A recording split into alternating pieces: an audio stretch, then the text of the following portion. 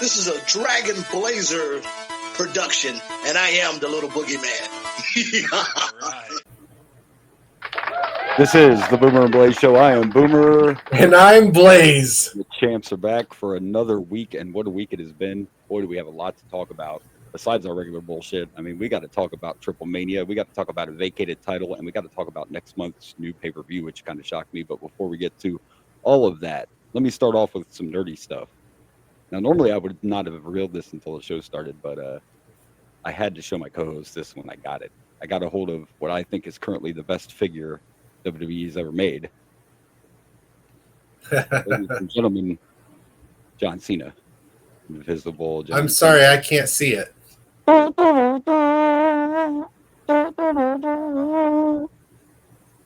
I was shocked because, unfortunately, in this day and age, with these so-called collectors, these people go into the stores and buy like 15 of one figure and then turn around and sell them for 3 times what they're worth. You know, I hate modern collectors. But believe it or not, I went to the Walmart app and this bitch was there, and I'm like, oh, sold. So I did get one. Of course, he's breathing because that's what I do. I got to let him breathe. So there we go. Invisible Cena. Get me. By the way, did you see Cena came out in an interview and said that he knew in his first promo that the heel run wasn't going to work? He felt like he failed right away. That's something Cena said. That's weird because I thought he did a good job. I don't think I totally agree with that. I still feel like it didn't work because it was based on The Rock. And I'm not saying Cena couldn't have done it without The Rock, but the problem is you based the whole fucking turn on The Rock. And then there was no Rock. I think that's why it didn't work. In my opinion. I agree with that. I think the story got screwed up, but that Cena pipe bomb was amazing. Yeah, in his first promo when he talked about you don't deserve new music, you don't deserve, like, all that shit was good. I don't think he failed. I think he's just kind of fading the heat. Or trying to, I guess. I don't know. But anyway. I will say that I think he should have gone when he said you don't deserve this. I think he should have came out with no music. Yeah, just came out like no fanfare, not giving a crap. I think that would have been cool. Someone actually interviewed Cody about turning heel, and he said, I don't know if they're ready for the kind of heel I would be, because if I turn, I'll have no music, I'll have no video.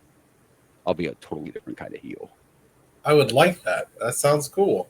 So, but anyway, right. We're not quite there yet. Before we do get to where we're going here, let's start with our, we got one death to talk about. Okay. I don't know how well you know this person, but he's one of them people you've probably seen in something. Mr. Terrence, I want to say this right. Terrence, is it Steph? Put up the graphic. You know how you say it? General Zod. That's how you say it. Well, I was making sure that that's where you knew him from. I didn't know because I didn't think you watched the original Superman, so I just didn't quite remember them. Oh, it's been a while, but yeah, I've watched them. Yes. But, the first one's all right, although I do hate the whole I'm going to turn around the world. Like, that thing was dumb, but other than that, I mean, I think Christopher Reeve is he's a good-looking Superman. I think a lot of those movies are just products of their time. They can only do so much. Mr. Terrence Stamp is his actual name, but I guess most people know him as Zod. He was one of those. He wasn't really the leading actor in anything, really, but he's been in a lot of shit. He was around a long time. Yeah. Now, don't get me wrong. It's not like when I knew who he was because I'm on Facebook and people share things, and that's the one thing they mentioned is that was General Zod. So I was reminded, but yeah. And not to cut you off or tell you how to do your job, but you want to put up the graphic for Mr. Stamp there? Oh, yes, of course. Sorry. He's slacking. He's tired today. No, there we go. I'm just joking. Maybe you need more coffee. I actually was up way too early for no reason, and I'm actually, I don't drink pop very often, but I'm having a nice, are you cold? Have a nice cherry Coke. Nope, I've got coffee.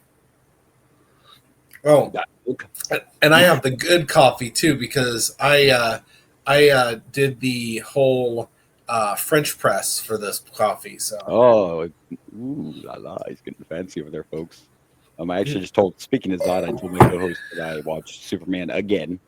I happen to have not that Superman, that Superman, but the new one again, and yeah, that's my Superman, baby.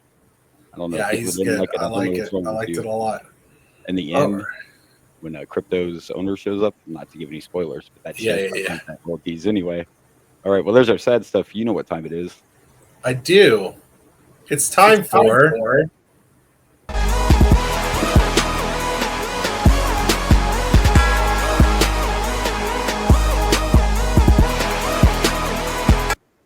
Shit, I was scared for a minute. I thought you were going to say it was clobbering time. Punk's here? Is CM Punk here? Yeah. Punk's here. No. We're going to kick off Bullshit Corner with a little revisit. If you follow us and you listened last week, we introduced the first face of Mr. Mock Foley, one Unkind. And we wanted to share a few things because this is the updated version. Look, we loved this so much. We worked on this shit during the whole podcast.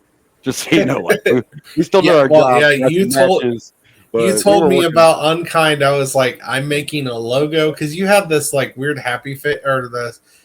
I didn't like the way it looked. I was trying to do something different. I didn't quite like the way it looked either, but I literally did it that morning and was just kind of. So this is the updated. This is much better. This is the updated look of Unkind, right here. I'm not trying to bash it. I just like the. No. I just wanted the happy face to look more normal. I agree. This is better. Yeah, you're not. I know you're not bashing. I agree. This is better. So yeah, this is our updated look. And then he proceeded to come up with a logo and send it to me, where I retaliated with, of course, the quote that Unkind had to have.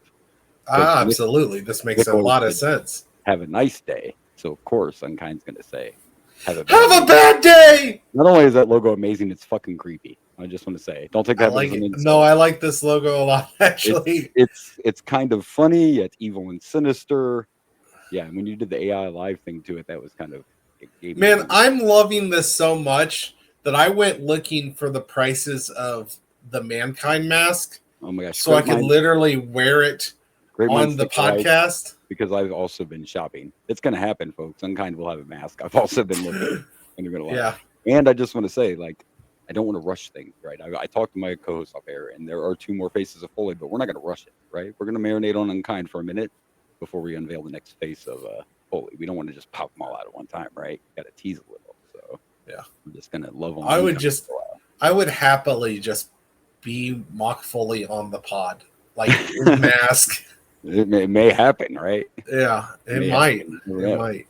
So there you go. Maybe if we get some more of that hush money, because I didn't have the money for those masks. And then not only do I want the mask, I want to make a shirt with that right there. Have a bad day. That would be amazing, right? With the Boomer and Blaze, with the Unkind on the back. It's not nice, folks. Unkind is not nice. Ugh. He will not hold the door open for you. You know what I mean? No. I want you to have a bad day. Yeah, he wants you to have a bad day. He's like George Costanza in the one episode where there's a fire alarm and he pushes children and women out of the way to get out. Oh my gosh. That's kind of shit Unkind would do right there. So there you go. The first face of Foley. Share, follow. Are you spilling? Don't spill. I'm not spilling. No. I'm not spilling. Loud. I don't spill coffee. That's terrible. That would be terrible. We don't want any like shocks happening like out of nowhere on the show. Well, then I would be having a bad day. You were having a bad day, yeah. That was a song, wasn't it? Maybe, perhaps. Well, we're gonna move on to something apparently that happens every year, and I guess I've been lost as much as I love Halloween, but it's that time of the year again, almost, which we love. Oh yes. And Fanta apparently does this every year. They release horror-themed drinks and cans, and I did not know this. So the new lineup's out, and yeah, we're getting. I want that Chucky. What is flavored? It's a cherry flavor. It's Chucky's Punch. Maybe it's a fruit punch. I mean, not a cherry flavor. It's called Chucky's Punch. These are all the same actual flavors of Fanta. They're just changing them for Halloween. So this is, if you drink red Fanta, it's the same shit. It's still Fanta fruit punch. It's just cool collector's cans. You'll also be able to get Michael Myers as an option. I'm trying to pull this up real quick, see who else is there. Freddy from Five Nights at Freddy will also be featured. Freddy Fazbear, or whatever his name is. And they're also releasing Beetlejuice cans as well from Beetlejuice. Cool. So you'll be able to get, and it's every character. Basically. Now I want some Fanta. I wonder if they have zero sugar. So I will say that as a little bit of a nerd, this is what you do, kids. This is a little free advice. Because believe it or not, my mom, I don't know if you remember this, but my mom used to collect like pop cans and beer cans. Like Pepsi went on that kick for a long time where they came out with all these special cans. And if you had blah, blah, blah. I remember trying to collect the Star Wars ones. I learned from that experience that the best thing to do if you want to keep a can like this, because I have a couple of Hulk Hogan's Real American Beer cans, is take a needle or something and poke a pinhole in the bottom and drain all the liquid out. and then keep the can. That way you don't have to worry about the can ever exploding. And if you do it right, it looks like it's just an unopened can, and no one can even tell that you drained all the liquid out. So there's some free advice. There's some DIY for you. Oh, yeah. Yeah. A little neat trick. I'll be damned. But it looks like I'm going to have to buy some Fanta. I wonder if I bet you can't buy them individual. That would be better. You'll probably have to buy the 12 packs. Yeah, no, and I don't drink regular pop, so if they don't have zero sugar, I'm going to be buying it for my kids. Fanta does make it, I believe. I wonder if they'll put it on the special edition cans. I don't know, but it's right around the corner. And we know we got a lot of love for Chucky on the show. Oh man! Speaking of around the corner, have you come up with a question for us to answer? Because I know we've been doing that every Halloween. And what I was just getting ready to say is, and we talked about this, I think, before we left on our little hiatus, the holidays are coming up, and it's hard for me. I got to come up with topics, not only for Halloween, but Thanksgiving, Christmas, because the first year we were on the air, I just put out all these bangers after banger.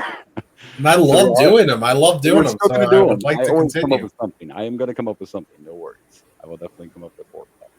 And Halloween and, Thanksgiving and all that.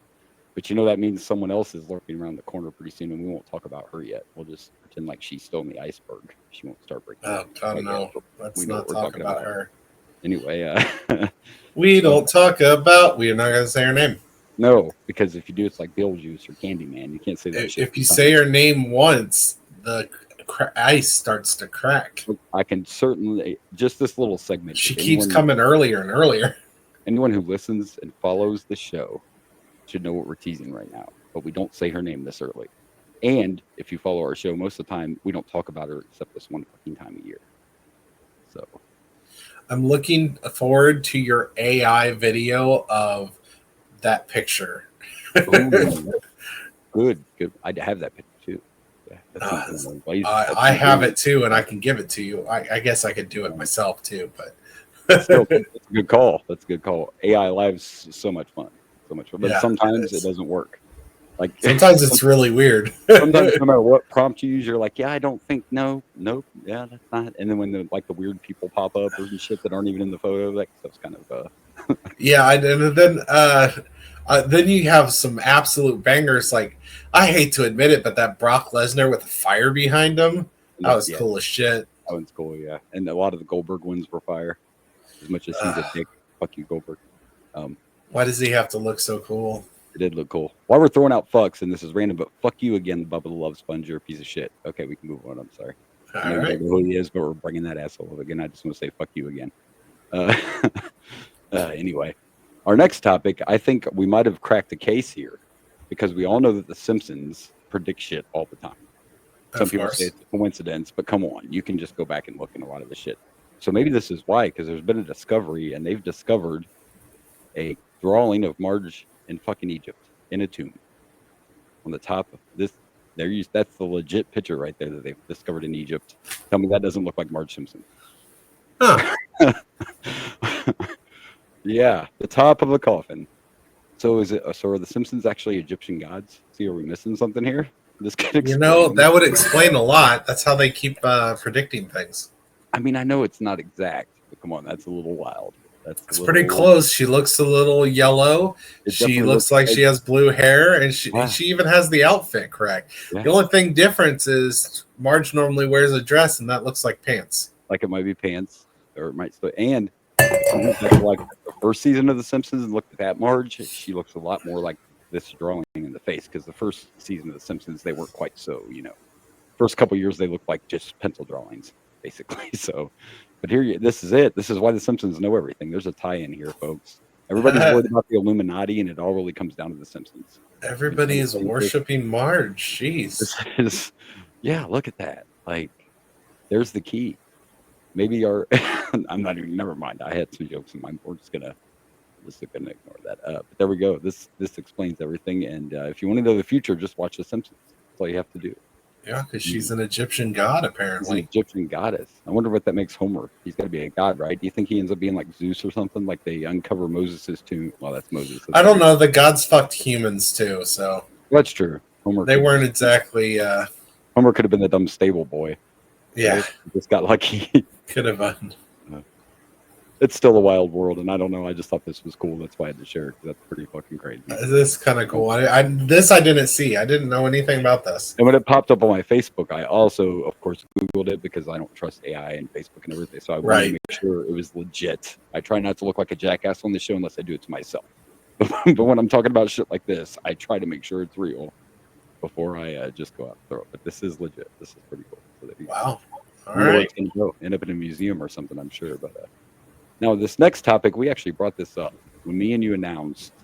Well, we didn't announce it, but we shared the announcement of Spaceballs 2, and we're both like, who's going to be Barf? And so this came out, and I did see this. I didn't put 2 and 2 together or even think about this, but Chris Candy will be portraying Barf in Spaceballs 2, but it has also come out, too, that it's going to be a cameo and a tribute, not a full, so we're not going to see Barf, like, in the whole movie. But it's still cool. I mean, obvious choice to be Barf. Is Chris Candy an actor? Is that why? I pull that up because I didn't know he was. I have my stuff though. I tried to be professional today since I got up way too early for no reason. Here we go. I don't know. Like, there's his Wikipedia. No, that's the Spaceballs Wikipedia. I don't know if he actually acts. To be honest, I really don't. That might be why he's just a cameo and not in the whole thing. Maybe they're like, we know you're not an actor, but he does say he is an actor and a writer. Let's say he is. Oh, okay. Let's see. This is horrible that I didn't even know. I'm not going to say I didn't know John Candy had kids, but I didn't really know he had a son that acted. That was. I didn't know that either. Me. I mean, there's a lot of celebrities that probably have kids that I don't know about, so it's not really that shocking that you don't know he has a kid. But if that kid starts acting, you don't know. Right, and especially if they don't, they try to stay out of the spotlight a little bit, or if they don't look exactly like, their celebrity parent, things like that. But there you go. So Chris Candy will be, and there was also a really cool picture. I didn't do a graphic for this week of Mel Brooks and Rick Moranis and Bill Pullman, all standing under Lord Helmet's helmet for a promo shoot for Spaceballs too. That was pretty cool as well. So there you go, Chris Candy. Woohoo! Woo woo woo! I can't wait. I hope Spaceballs 2. I love Mel Brooks, and I'm not trying to be an ass, but I think we both agree on this. I hope Spaceballs 2 is better than History of the World Part 2. I liked History of the World Part 2. It was okay, but it wasn't like reinventing the wheel. It wasn't better than his old stuff, but I still enjoyed it. It still gave me the Mel Brooks humor that I love. Yeah.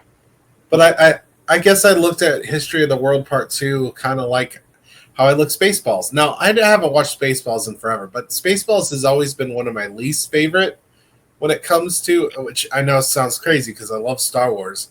Yeah, but and it's actually one of my favorites. It's one of my least favorites on Mel Brooks. I don't know. I think it was too clean. Like, I'm used to Mel Brooks being pretty damn raunchy. And from what I remember of Spaceballs, and like I said, I haven't watched it in forever, since they were parodying Star Wars, it's like they tried to go more of a family-friendly comedy. Well, yeah, and all that was part of. There were certain things they couldn't do because of how close it was of making fun of Star Wars. So I remember he even had to negotiate to have the Spaceballs merchandise little segment that he did in the movie because of certain, so it was just. Yeah, I know. Whatever. It was a bunch of political BS.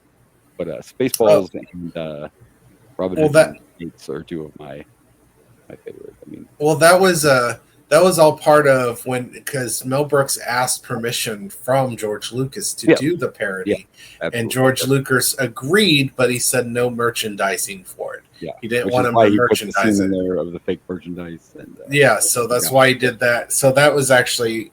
It wasn't. I mean, I guess it could be considered political BS, but that was a specific request that he honored. Yeah. So I think that's less political bullshit because it wasn't like lawyers came in. It's like, you can't do that. No, it was a respectful decision that he made to honor George Lucas. It was kind of dicky-ish on Lucas, though, I think. Well, in fairness, that's how Lucas became such a like But you like would think of his business- merchandising is what got Star Wars to be huge. you think of his business mind, though, he would have been like, you can make Spaceballs merchandise, but I need a little cut. Got to cut me in. I'm surprised he didn't just That's the way I thought he would have just done. endorse it and be like, let my people make it, and Let my people go. Oh, that's a whole nother thing. Sorry. Yeah, I don't know. But there you go. We're going to get a little bit of barf. We're going to get some barf.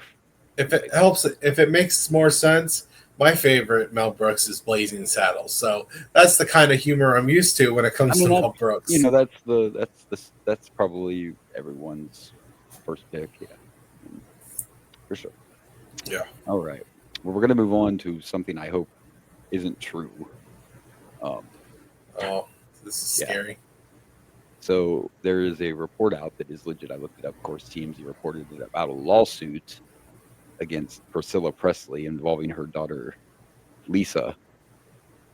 And yeah, these people are claiming that basically that Priscilla helped push along Lisa's death so she could gain control of Elvis's estate. Ooh. Yeah. And it's a horrible story. I had to look it up. I mean, and I'm thinking, man, to accuse somebody of that is horrible. But the people who are accusing her was actually an auction house. The guy's name's Kevin Fiaco or something like that. But Presley hired this auction house to help her sell some of Elvis's stuff because she was financially struggling. And basically, they helped her sell all this shit. She made a bunch of money, then decided she wasn't going to pay them for their services. So now, obviously, they are suing her for the money they owe her. But they're also bringing this up in the case that she was planning the whole time, like doing everything she could to try to rush along Lisa's death. And I'm thinking now, we don't know yet, right? We don't know yet. But here's my thought. Why would these people add this to this case? Like, they don't need to say she was doing this. Like, they provided a service. She didn't pay them. All they have to have some kind of evidence. Well, that's what I'm saying. And like, they don't, but what I'm saying is they don't have to bring this up to get their money, right? That's a whole separate thing. Like, there was no reason to bring this up unless they know something, because all you had to do was say, hey, we did this for her. She never paid us. That's your lawsuit. So if they're bringing this up, I feel like they know something or have some kind of evidence, because there's no other reason to do it. You have a clean, legit case to get the money that she owes you. But yeah, I mean, one thing they brought up is that, and Lisa was struggling with some sickness, illness, or whatever before she died. And they point out how Priscilla insisted that Lisa went to the, oh, come on, where is it? It was some kind of award show right before she died. I can't find it in the article. But anyway, insisted she went to this award show even though she was sick. And Lisa Marie actually passed out at the award show because she was feeling so sick. Jeez, to do that to your own daughter is fucked up. And then they also claim that this is just what the lawsuit's claiming. They claimed once Lisa was in the hospital, and as soon as Priscilla had the chance, she said, pull the plug. As soon as she had the chance. Now, if you don't know, after Elvis passed away, there was a whole another lawsuit, and Priscilla ended up not getting control anyway. Control went to the granddaughter of Elvis. So if Priscilla did do this for that purpose, it didn't work because she ended up not becoming in control of Elvis's estate anyway. So I hope this doesn't know that. Yeah, it was a public case when it happened. Yeah, the granddaughter ended up taking over. No, I meant when she pulled the plug. No. She didn't know that. She didn't know that was going to happen. No. Priscilla was supposed to get it, and then another lawsuit happened where it ended up going to the granddaughter. It all had to do with they were about to lose Graceland and Priscilla's finance. She basically fucked everything up. And they were about to lose Graceland. Like, Graceland wasn't going to be public anymore. People weren't going to be able to visit. Like, they were literally going to take it. So the granddaughter ended up with everything. So there you go. Now, I will point out that same granddaughter does not believe this. She does not believe that Priscilla would do this. And I hope it's not true. Because to your own child, you know what I mean? Like, just for that. Because in my mind, why would it matter? You were married to Elvis forever. You've had that Elvis money for years. So why does it matter if you're in control of it or not? Like, it's horrible. I hope it's not true. All I can say is I just hope it's not true. Like, Or maybe it's a matter of somebody misunderstood. Maybe this was what Lisa Marie wanted, and she was just following her daughter's wishes. Actually, Lisa Marie's wishes were to be kept alive as long as possible, which is another twist to the case. Oh. So unfortunately, I tried, Priscilla. I tried. You're now just part of me wonders if this did happen, because we don't know everything about the personal lives. I wonder if Priscilla was maybe in debt to the wrong kind of people, because Elvis had ties with not so good people back in the day, and maybe that continued. Right. Maybe she was into it because she was at a financial badness. Maybe she borrowed some money where she shouldn't have. Who knows? But I'm just kind of hoping it's not true. That's what I'm hoping. So we will see. It'd be pretty messed up to do that to your own child. Yeah. All right. Well, I think we are ready to move on to wrestling news. Some WWE news this week. I don't know if you know that over the weekend, and I didn't get to see all of it, but I saw quite a bit of it. We had Triple Mania, and it was on WWE's YouTube channel because, of course, they own it now. And as I share this graphic with you, I think this is kind of funny and not, I know, but the gentleman with the cape there said beside Dominic, that is El Hijo del Viking. He is their champion. He had to defend his title again in a fatal four-way, and everyone else is from the WWE. All three of those guys, guys at this Triple A show. I don't know how we have never brought up El Grande Americano on the show. Maybe we have once or twice, but of course, this is not the first El Grande Americano. That's El Grande Americano 2 right there. Who isn't Ludwig Kaiser? That's not who's under that mask. No, it's not who that is. Just, which, by the way, El Grande Americano came out with live music, and he was singing. It was just hilarious. But this was the main event of the show. And I think I brought this up before, but Dominic is the man in Mexico. Like, Dominic is over in Mexico. Even though he's a heel, they love him in Mexico. He came out with the lucha mask on, which he's done before. I like it when he comes out with the mask and then takes it off. Well, towards the end of the match, he decided to put the mask back on and may have had a little help from a friend in the mask. So he loaded the mask, and he's just throwing headbutts to everybody, knocking him out. He goes up top, and he performs a frog splash, and the ref starts the count. 1, 2, and a masked man pulled the referee out of the ring. The masked man came into the ring and revealed himself, and it was AJ. AJ went all the way to Mexico just to fuck Dominic out of winning the title. Nice. Because he hit him with his finisher and then put El Viking on top and got the ref back in the ring, and Viking kept his title. Viking kept his championship. So, I feel like Triple Mania should have been all triple threats. Okay, so actually, you would think that because of the way they pronounce this is actually their WrestleMania. So this is their big. I gathered that. Yeah. So that was cool to see AJ there. There was also another. The logo even kind of looks like I think the most current WrestleMania too. And by the way, the next joint pay-per-view show will be Worlds Collide, and Dominic's going to get a one-on-one title shot against Viking in that one. So there was also a point in the pay-per-view where they had this match going on, this tag match, and the one team went to do a table spot. And of course, since we're in Mexico, they took out the American announce table instead of the Spanish announce table. That's beautiful. I love it. I love it. By the way, it was JBL and Corey Graves on commentary, by the way. JBL and this. So I don't know if you know who Microman is, but they had a battle royal, and Microman came out, and then the next entrance was Omos, who's been gone for a while. And you have to go online to see the clip. But Microman goes off the ropes thinking he's going to do something, and all almost does is stick his foot up and just big boots him and kills the man. So it's it was the most watched moment from Triple Mania, was this showdown between Microman and Omos. Microman is the smallest wrestler there is. He might be one of the smallest people alive. He is definitely the smallest, and he's older too. He's been around a long time, but people ate this up. There's La Parca in the background. You can see sitting on the corner. And Omos did win this match, by the way. So there you go.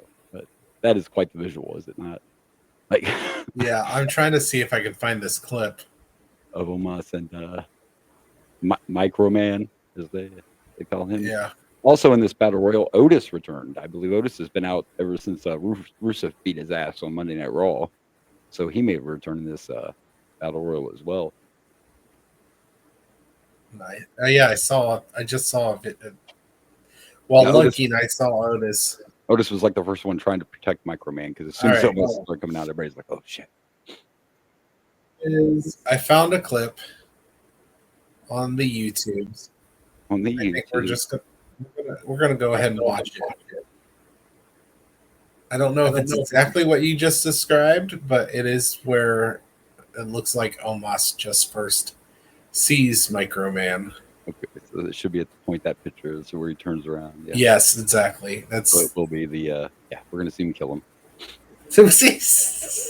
yes. Poor Microman. Poor Microman.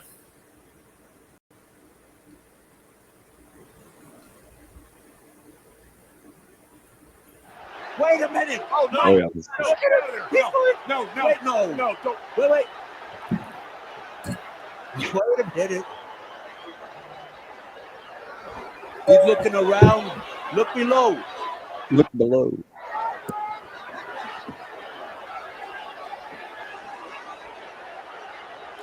This is almost surreal to me. This is biblical. This is biblical. No. Oh, he's yep. Damn! The sound! The sound! Like that, and I bet he's dead. That's heat, baby. Still in the match. Still in the match. I'm honestly beginning to wonder if the rest of the competitors have forgotten about Micro. I did not see the rest of this clip either. I only saw the short beach. on brains. See what you did there, John. Oh my God. Oh, Moss. Putting Otis down. Otis was the only one helping you. He's hitting him. He's hitting him. Now the pinning is this is wrestling, kids. This is why we watch it right here. Little bro, man, just eliminated Otis. You little dummy. That was the only one helping you. Now you're turning into Like I said, he might be concussed. I think things are about to get a little bit worse for Microman. Oh no. Oh no. Good Lord. Oh, Moss. I did not see this. Please. Oh no. Please. Almost like a sacrificial Oh lamb my up there. God. I wouldn't want to be that high. Let alone that poor guy. Oh, he's gentle. Thank goodness. And almost mercifully, Abismo Negro Cruz del Toro Thank goodness. breaking Microman's fall. I bet he could Wow. throw him halfway across the arena. I think that could happen.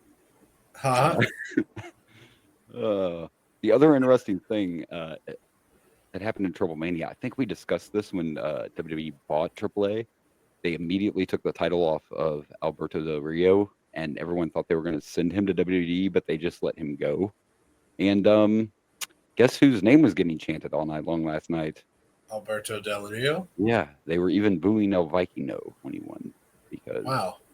Rey Mysterio was out there inducting Conan into the Hall of Fame, and all they were doing was cheering for Alberto Del Rio. He's Patreon over there. And Rey said, I hear you. I'll bring him back.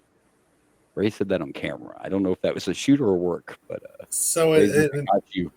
in Mexican wrestling or luchadors, is it just kind of like customary to have your name end in O? Yeah. Yes. Alberto Del Rio, Rey Mysterio, L and you know, you have to be L. What was it? What was the Door del Torito? I don't know, but anyway. Yeah. So there you go. Triple Mania, pretty fun. Pretty fun. If you haven't watched one, you should, kid. It's on the YouTubes. I haven't watched it. So, so the next thing, this one kind of, I'm scratching my head.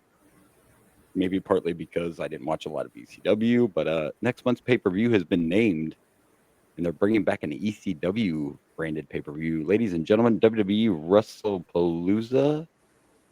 Huh. This is real. Again, I just think I never really, I don't even know if I had access to ECW. This is something I seeked out. I was too busy watching WCW and WWE, so I knew of ECW, but I never saw a whole lot of it. This is legit. They are actually going to call it WrestlePalooza. I mean, I'm kind of looking forward to when we start hitting the ECW pay-per-views. Well, by the way, last night, just to help hype this up, I mean, they were in Philadelphia, and Paul Heyman just starts dropping this ECW themed promo on Main Event J, and we end up getting a street fight, an ECW. We got an Extreme Rules match on Raw, and it was all part of trying to promote this. But there's two more interesting things about this. They're going to run it at the same time, same day as AEW's pay-per-view. And then the other rumor is, even though it's not officially starting yet, the rumor is this show is going to be on ESPN. Oh, so that's coming that quick? No. It's not going to be the full change. So we're talking about this specific pay-per-view on ESPN, just kind of as a tease of the future. And the rumor main event, which I believe will be the main event, is going to be Cena and Lesnar. But the other rumor is it's going to be Hell in a Cell.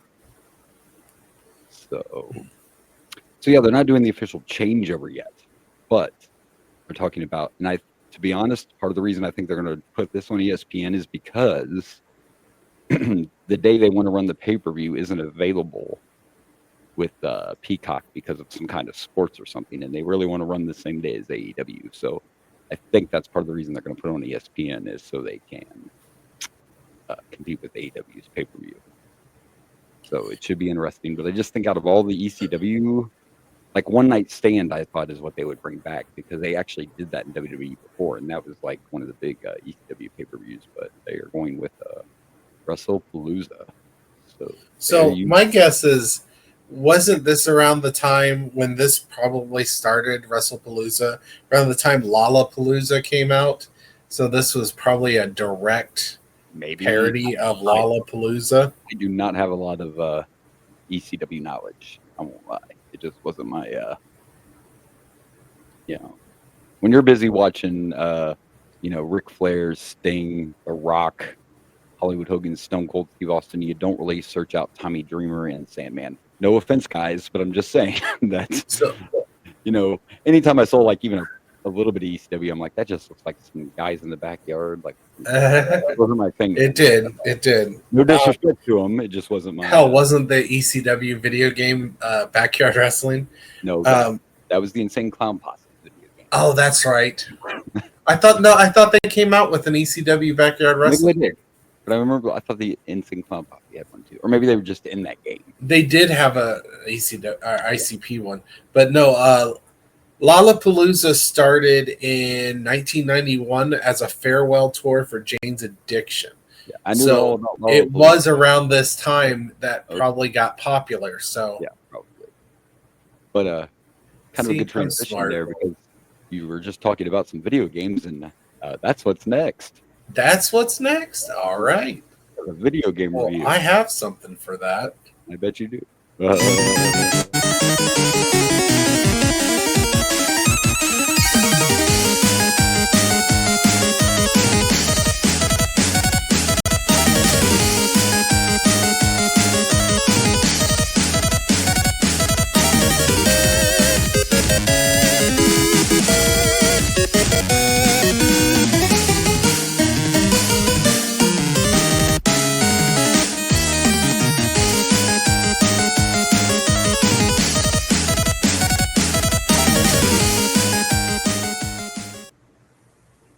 Ladies and gentlemen, give my co-host some love. Come on now.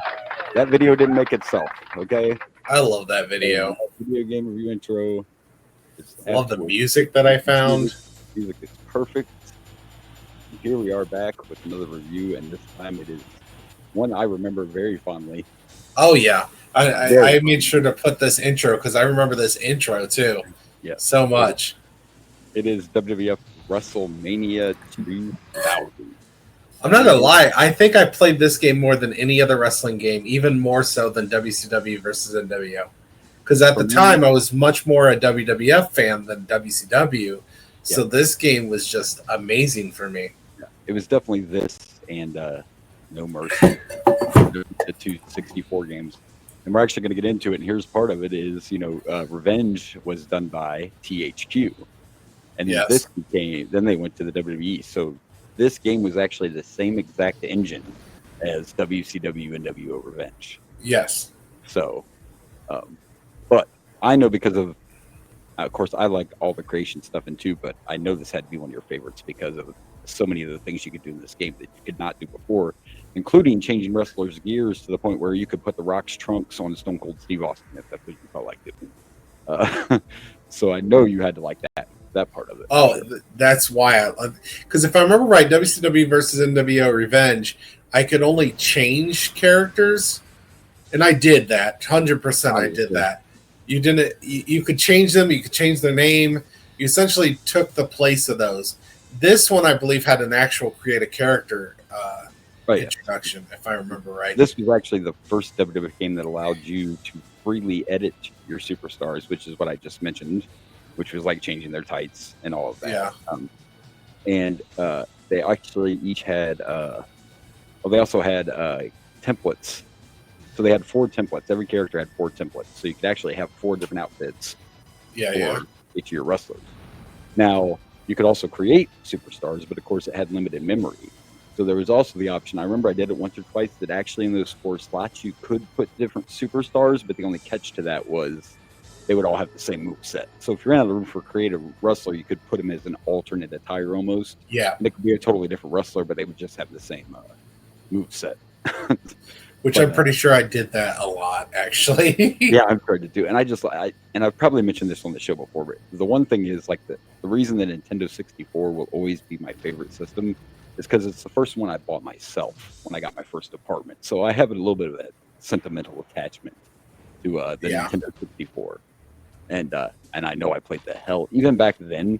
And I'm sure they didn't have a universe mode. I remember a WrestleMania mode on this, but I'm sure they didn't have universe like we know it today. But I still did that stuff anyway. I still made up my own. Oh, it was Road to WrestleMania mode. And if I remember right, I did actually, even though there was a creative player, I believe I did change the names of a bunch of these. So when I was playing the Road to WrestleMania, I was actually facing my created characters instead of, which I loved. But I would play against my created characters that I changed all these people to. And then I do remember something about this, because of course these guys had just done WCW and NWO Revenge. When you went to create wrestlers, you could find some familiar movesets, such like that belonged to Goldberg and Diamond Dallas Page and the Macho Man. Even though those guys weren't in the game, their move sets and their moves and everything. Well, that's still a staple to wrestling nowadays. Oh, yeah. That's one of my favorite things. I think when I get the new wrestling game is when you go to like the Create Studio to see who's in, what wrestlers are on there that aren't actually on there, and you know right away. Yeah. Like you watch an entrance or something. But here was something else unique I forgot about this game. So, they had a feature where you can make 2 superstars' entrance music the same if they were a real life team. So, for example, if you put Road Dogg and Mr. Ass together, they would be introduced as the New Age Outlaws. And this was the first time in the game where that would happen, where tag teams actually came out and were introduced as tag teams. Yes. Huh. I didn't know that. Actually, that's crazy. Not just, well, no, it's more than that. I kind of they didn't only come out together, they were also announced as the tag team as well. So it was the entire entrance. It was like the whole deal. Like if you put those 2 together in the game and did a match together, they're going to be announced as the New Age Outlaws. So it's the whole, thing, if that makes any sense. Man, tag team wrestling sucked before this, huh? Right. Well, yeah, this one confuses me. If you would have picked Billy Gunn and Mr. Ass, they would have came out separately, and they wouldn't have said the New Age Outlaws. They just would have came out separately, and they would have came out for a tag team match. Yeah. Now, this also had some things that we didn't see in WCW and NWO Revenge, such as a steel cage match. They also had a first blood match. They had a better and more expanded reversals and counter moves. And there was also, and of course the roster. The roster was huge. This is also, by the way, the only game that had Scott Taylor and Brian Christopher featured as Too Much. This wasn't the only game they were in, but this was the only game that had them as Too Much. Because that wasn't a very long gimmick. Which we all know is the greatest tag team name ever. Also, by the way, it's the only game where Sean Stasiak appeared as Meat. Oh, yeah. I forgot all about Meat. Yeah. One other side note, it's the only game that the Blue Meanie was on. The only WWE game that the Blue Meanie appeared on. Yeah. So yeah. Was this the first game with like a momentum meter instead of just a health bar? Thank you for bringing that up. Yes, I am so glad you brought that up. That is the first game to have that feature. The momentum bar. Yes. And I had that note written down and then I totally forgot about it. It was. And by the way, kids, you can laugh at us now, but I thought these graphics were amazing, even though it's just like their picture of their face plastered on a body. Yeah. It's kind of creepy if you look at it now, but I thought it had great. The other thing is like, and of course we've talked about this with some of the games right before this too, but this is where you can actually start telling. Like wrestlers have their actual move sets, and they don't all just move the same way, and they're not all doing this. Remember the game we reviewed with the hands? Oh yeah. Attitude was so crappy, and the weird thing is Attitude probably had slightly better graphics than this one because of the way the style is. But this one was so good. It was. I loved this game. I know I play. Oh, and it did. See, now they just showed the calendar. That was the Road to WrestleMania mode. Yeah, that's what's going through right here is the Road to WrestleMania, and I love the Road to WrestleMania mode. Yeah, that was the. Well, here we go. I'm going to pull up the roster. I'm obviously not going to read off every person that was on here, but man, yeah, there was a lot if I remember right. Gerald Briscoe. I don't remember being able to play as Gerald Briscoe.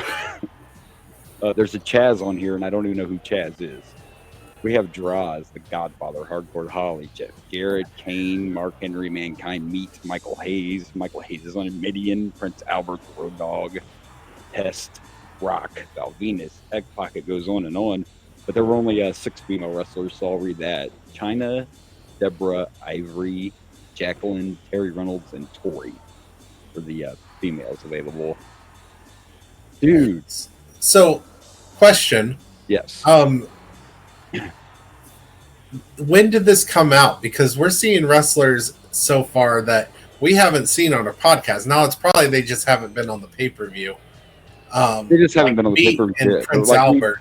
We've been discussing Meat because he's been on pre-shows. But this game came out in 99, and that's where we are right now. So I know. I meant like month. Oh, it came out, let's see, November, depending on where you lived, November, December of 99. It was December in the UK. So this is December here. Yeah. So. Okay, so this is at the end of the at the end of year. So we haven't got to when this. So these are guys that are there, but we just haven't seen on pay-per-views yet. But they are there. I forgot about the unlockables though. Do you remember this? Do you remember that you had unlockable wrestlers from winning the Road to WrestleMania? You'll have to remind me who they were, but I do remember because I don't remember these guys. So these are all the characters you could unlock on the Road to WrestleMania. Cactus Jack, Dude Love. Okay, I think I do remember that. You could get all the faces of Foley, but you had to unlock them. Jerry the King Lawler. That's a good one. This next one I remembered, I don't know why, but Jim Ross. And the reason I remember it is because I remember you could wrestle with Jim Ross, and I would give him movesets that weren't his, so you could do some crazy shit with him. You know what I mean? Give him like a luchador moveset so you could swanton people. Paul Bearer, Shawn Michaels, and Stephanie McMahon. Nice. So those were your unlockable. It's weird to think of Shawn Michaels as an unlockable. Right? You know? It is. Like, and he's not actually on the game, but Shane McMahon and Steve Blackman are. And not Shawn Michaels. The Goons are on there too. That is just hilarious. By the way, here we go again. This is the only THQ game where Draws, Mosh, Brash, and Jeff Jarrett are all playable characters. So, that's interesting as well. The Shawn Michaels thing is really interesting. I wonder why he wasn't actually a character. I remember that. Oh, sorry. The ring bell whenever you punch him in the balls. Yes. Yes. I also remember. I think it happened with women too. I also remember thinking too, like, wow, look how realistic that crowd is. Like for this time in the graphic, the signs look pretty legit too. The crowd's actually pretty good for the, considering the time. Oh man, watching this video is really making me want to go back and dust out my 64. You know, I don't have one, but it makes me want to get one again. I actually did that when I was married. I bought one again, and I don't know what happened to it because that's just how tied I remember I had the Donkey Kong edition one. Honestly, I think I own this game still. I think I have it somewhere packed away. And yes, I know that you can play. Of course, we've talked about this. You can't really play the wrestling games, but you can play a lot of the nostalgic games on the Switch. But it's still not the same as playing it on the actual system. Yeah, like, there's just something about having the original system that makes it a different experience, in my opinion. Yeah, but I wish I could find. Me and my brother have talked about this. We wish they would throw, and I'm pretty sure it's a licensing thing. There's Scott Taylor, but but you know how the Nintendo Switch has a 64 thing on there. Yeah, but no wrestling. But they don't have any of these wrestling games. I'm like, I wish, but I think it's just a licensing issue. Yeah, it has to be. It's probably why not. But man, it would be so nice. It would be. I would probably play the shit out of this game if they threw that on there. I remember. I want to play it right now. I remember getting to a point where my girlfriend at the time sometimes would get mad. I spent so much time playing this game. Of course, she just knew I was on the 64. She didn't know exactly what I was playing. But if it wasn't this, it was fucking, GoldenEye or Mario, Donkey Kong, whatever. But yeah, great game. Bring back the nostalgia. AEW had the graphic part right, but their game sucked a dick. Let's just throw that out there. The graphics looked cool. I like the throwback to that, but that was a horrible game. I didn't mind it.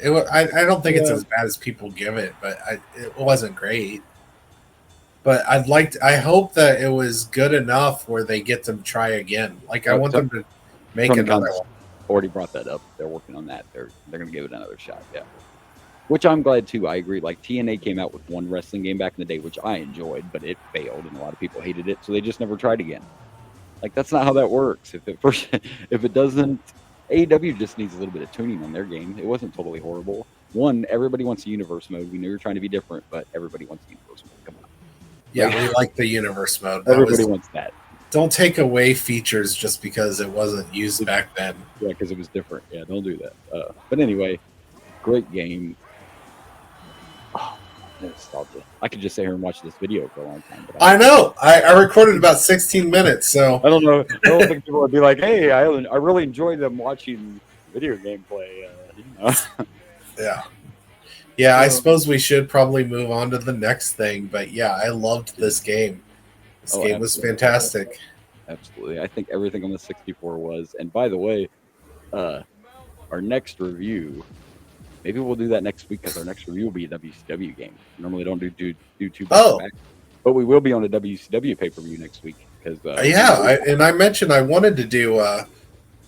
I wanted to try to do the WCW because I know we have plenty of WCW games to review. Yeah, and you talk about a piece of shit. We could review that next week. I believe it's WCW Mayhem. Yeah.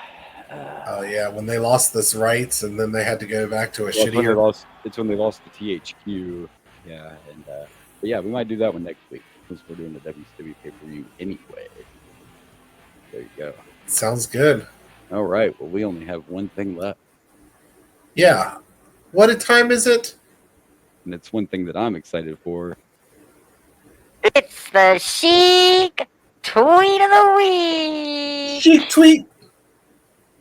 That's right, the Chic Tweet of the Week. And now, I'm going to throw it out there, and I will say that if you do not, the people that do not get this reference for this Chic Tweet, I understand, but I got it right away, and I'm so excited. And this week's Chic Tweet is, if nothing is shaking on Shakedown Street, then you can go fuck yourself forever. What the hell is Shakedown Street? So you don't know the reference, and that's okay. Because a lot of people may not know the reference, but I do, and I was really excited because that is actually a reference. And I don't normally make two Chic Tweet graphics, but I have a second one for the Chic Tweet. That Chic Tweet is a reference to the Grateful Dead. Shakedown Street is a Grateful Dead song. Oh. There's the album cover, but not with the Chic on it originally, obviously. But yeah, it's like a... You should have this Chic on there. One of my favorite Grateful Dead songs is on that album, which is Fire on the Mountain. But Shakedown Street's like a really funky 70s, almost disco type song from I would have made the Chic cartoony like the picture. And I was like, wow, the Sheik's a deadhead. Because this was posted before he passed away. So this was him and his that's cool. family. And he had to have been a deadhead to have that reference. You know what I mean? That's not one of their commercial songs. You know, that's not one of those. Yeah, I've never even heard of it. most people know like Truckin' or Touch of Grey, you know, something like that. But not one of their. So there we go. My ex-wife liked Grateful Dead. I was never a huge Deadhead myself. May I suggest, folks, though, to just listen. You'll at least love the beat of Shakedown Street. It's like a song that'll make you feel good. And I almost pulled it up on YouTube, but I know you can only play so much of music. Like trailers are okay for movies, but you got to be careful playing music on the YouTubes.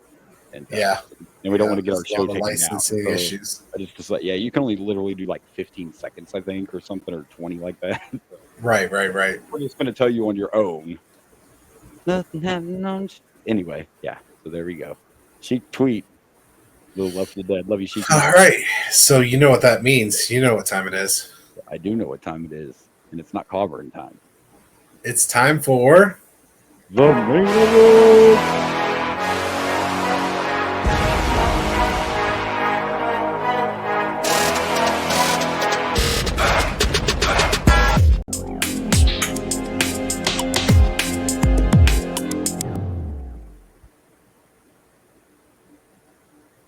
the main event. And another great video from my hardworking co-host who made a whole lot of nothing to do all that, but we appreciate the effort. Hey, what can we say? We don't have any hush money, kids. No hush money. We need some help with that. So here we go. This week's main event, SummerSlam 1999. This is going to be a good one once again. Amazing cover art by my co-host. I didn't know what he was going to do with this one. I just like, tell me what kind of picture you want, man. I don't know. I can't help you out. Sometimes I have ideas, and I'm like, I don't know. You're on your own, buddy. I had the idea for this cover art like last week when we were talking about it. As soon as I saw the cover art, I knew what I was doing. Yeah, it was either that or have you poking out from the skull, but I'm like, I like the eyes. Yeah. So yes, here we go. SummerSlam. By the way, a little tease. I already told my co-host I have found all my rankings that I thought I lost, and so we'll be doing that. Awesome. At the end of the main event, but this is the 12th annual SummerSlam. SummerSlam 1999. It took place at the Target Center in Minneapolis, Minnesota on August 22nd. And I remember this one. There's 17,370 people here. And I remember this one because of the main event. Because not only is the main event a triple threat match, but it's got a special guest referee. Do you know who that referee is? Who's that referee? That referee is the newly crowned Minnesota Governor, Jesse the Body Ventura. Nice. Which this was actually... It was a big shock at the time to a lot of people that Vince brought in Jesse to ref, but he had literally just become governor in the fucking pay-per-views in Minnesota, and Vince likes to make money, so it doesn't matter if you like Jesse or not. He saw dollar signs. So that's why Jesse's brought back for this. Nice. And this is, I believe, our 12th SummerSlam, if I'm not mistaken. This is number 12. Yes, it is. Yeah, this is our... And when I got my rankings back, and I know we'll talk about this later, and I looked at what I have at number one, and I'm like, wow. My number one SummerSlam is literally for one match. What is that? So this one might be able to take over. You never know. Yeah. I have some of your rankings, but I'm missing some too. I do have them all now. Like I said, for some reason, I don't know if it's because they were in my Samsung Notes on my old phone, but that didn't transfer over to my new phone. They're all on my old phone. They're still there. They just didn't move over for some reason. All right, well, let's get started on SummerSlam 1999.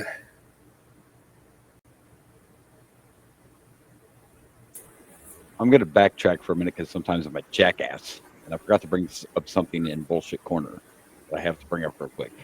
I don't know if you got to see Raw, but Naomi had to relinquish her title last night because old Jimmy put one in the oven. You know, I'm kind of surprised you didn't bring this up. I know, and I meant to, but yeah, she's pregnant. So, and according to how long she said she's been pregnant, technically Baby Uso was in a match at SummerSlam. So that motherfucker, that Bloodline member is already fighting. Just so we know, but yeah. So that's not what I thought you were going to bring up. I mean, that's also, but did you see the tweet by Becky Lynch? Yeah, but Yeah. Becky did the same thing, so I think she's just trying to be funny. Becky was pregnant, got pregnant when she was champ. Like, I think. Oh, you think she's just being or heel? shots fired for when Naomi comes back, maybe. So she's just being heel. She's just She's being playing a the heel. character. She's being Becky, yeah. Yeah, I got it. How dare you get pregnant while you're champion? But this does unfortunately give Naomi an unfortunate record. She is the only wrestler to have to relinquish a title twice, because she had to relinquish the championship in 2017 when she was injured. So she's had to relinquish that title twice. Well, not that title, but twice she's had to. John only did it once when he lost his smile. And so there you go. That sucks. And I did forget the Becky Lynch tweet, but that was just Becky being heel Becky. Yeah, that's how I found out about the pregnancy thing. That I didn't. But I did like the little thing that said, according to Naomi's math, Baby Uso was in the SummerSlam match. So we got a new Bloodline member. But here we go, dude. There was so much shit. Like, we got the video package to lead to the main event. We have King and JR in commentary. But then we saw a few things backstage, and one happened to be Y2J. I know. I swore. I thought Jericho doesn't show up till 2000. I was expecting to wait until the end next year before we saw Jericho. I knew it was sometime around here, and I should have paid closer attention to that. But yeah, Y2J's here. And also backstage, we got the, because I'm sure we all know, if you remember, that Jericho made his debut on Raw, and the countdown clock that had been going and going and going. See, that's what I thought. I thought that countdown clock didn't happen until 2000. It didn't match up to the actual New Year. They were just playing the whole Y2 game. But no, it didn't actually match up. Yeah, and he interrupted The Rock in his debut on Raw. Interrupted The Rock promo. So anyway, here we go. And we got to see Governor Ventura backstage talking to Triple H, letting him know what's up with the main event, laying down the law. That's right. Little body. He said, "You're in my state now, mister." So. Even pleaded with China to talk some sense into him, because he's not going to win the title if he cheats. Everybody starts, the crowd's pumped. We see signs. I'm ready to go. We kick it off, and fucking your favorite comes out. JFFJRRETT. Deborah's wearing the same amount of nothing as the last pay-per-view. It's just blue this time. Same outfit. Wait, it was blue? Yeah. I did happen to notice it. I couldn't tell what she was wearing. This time she matched Jeff, but at the last pay-per-view she literally wore like the totally opposite thing she could have everybody. So the only thing you would notice is the puppies. Yeah. By the way, great audience sign that said puppy power. That's all it said. Puppy power. Puppy power. Of course, a reference to Scrappy Doo. Yes. So Jeff comes out, and by the way, this match is for 2 championships. D'Lo is a dual champion. He is European and Intercontinental champion, and both titles are on the line. Jeff comes out. They're talking about how him and Deborah have been having some trouble. He sends Deborah to the back. And then when we cut to the back, D'Lo is talking to Deborah, and she comes back out again with D'Lo this time.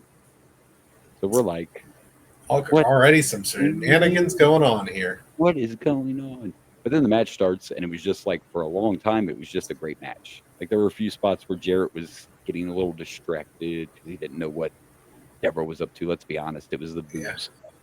Fucking more. Every other word on commentary. We call them puppies at this time. Every other word on commentary was puppies.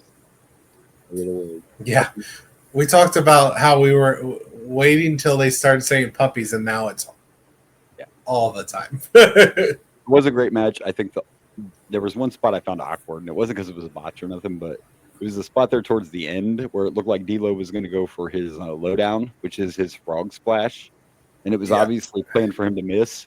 But when he came off the ropes, he ended up turning around like he was going to hit you. Dude, you've never done a swanton bomb in your life. Why did you change direction like that? I know, that was weird. I was like, that's not the frog. They even mentioned the frog splash. You agree to me that was a weird spot. I don't know. Yeah, I don't know why they did it that way. And the commentators kind of had to recover too, so I don't know if he was worried about not landing right or if he just fucked up his motivation in the air. But yeah, he ended up doing a backflip.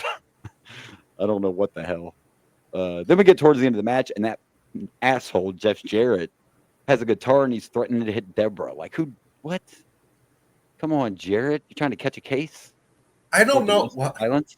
Like, what? I don't know why, but they got me. I was not expecting, and I guess I haven't been watching it, but I did not expect Mark Henry to turn. So as far as we on know, D'Lo. Mark and D'Lo have been friends, yeah. And so Mark comes out and grabs the guitar from Jeff, which, by the way, I love the fact because Jeff's holding the guitar like this, and I love the fact that Mark takes it out of his hands, but Jarrett just keeps his arm there like he didn't notice the guitar is gone now. Like he's just still standing like this. You wouldn't feel the guitar just getting out of your hands. You wouldn't feel that. But yeah, they definitely made it look like Mark was out there to save the day, and instead that dirty little fucker hit D'Lo with the guitar. And JEWFJARRETT is a double champ, and it was all this big old bunch of shenanigans. Deborah was faking. Of course, most women do. I mean, Thank you. I know. I'm not gonna lie. I'm pretty sure those puppies were fake too. So I mean, everything's faking. Yeah. You know, fake puppies. Nothing more. I mean, look at them. They don't look like puppies at all. But but talking about that, like your point, this was very well done because I was believing that I thought he was about to hit Jeff Jarrett. Side, and I believe Jeff was about to get a taste of his own guitar, and they fooled us all, those little fuckers. Fucking Jeff I Jarrett. should have realized as soon as Mark Henry got behind D'Lo. I was like, how did I not? The funny thing about wrestling isn't it's always like the pauses, right? Like you knew as long as that pause was that Mark Henry was about to do something wrong. As silly as that sounds, like if it's a long pause, kids, something bad's gonna happen. That's usually a turn. If it happens like that, when there's that long pause, that very true, little fucker. So now I guess we got a little vanilla twist now. I don't know. We got Mark Henry with Jeff Jarrett and Deborah now. I guess that's a long way from Mae Young and a baby hand, but it's a start.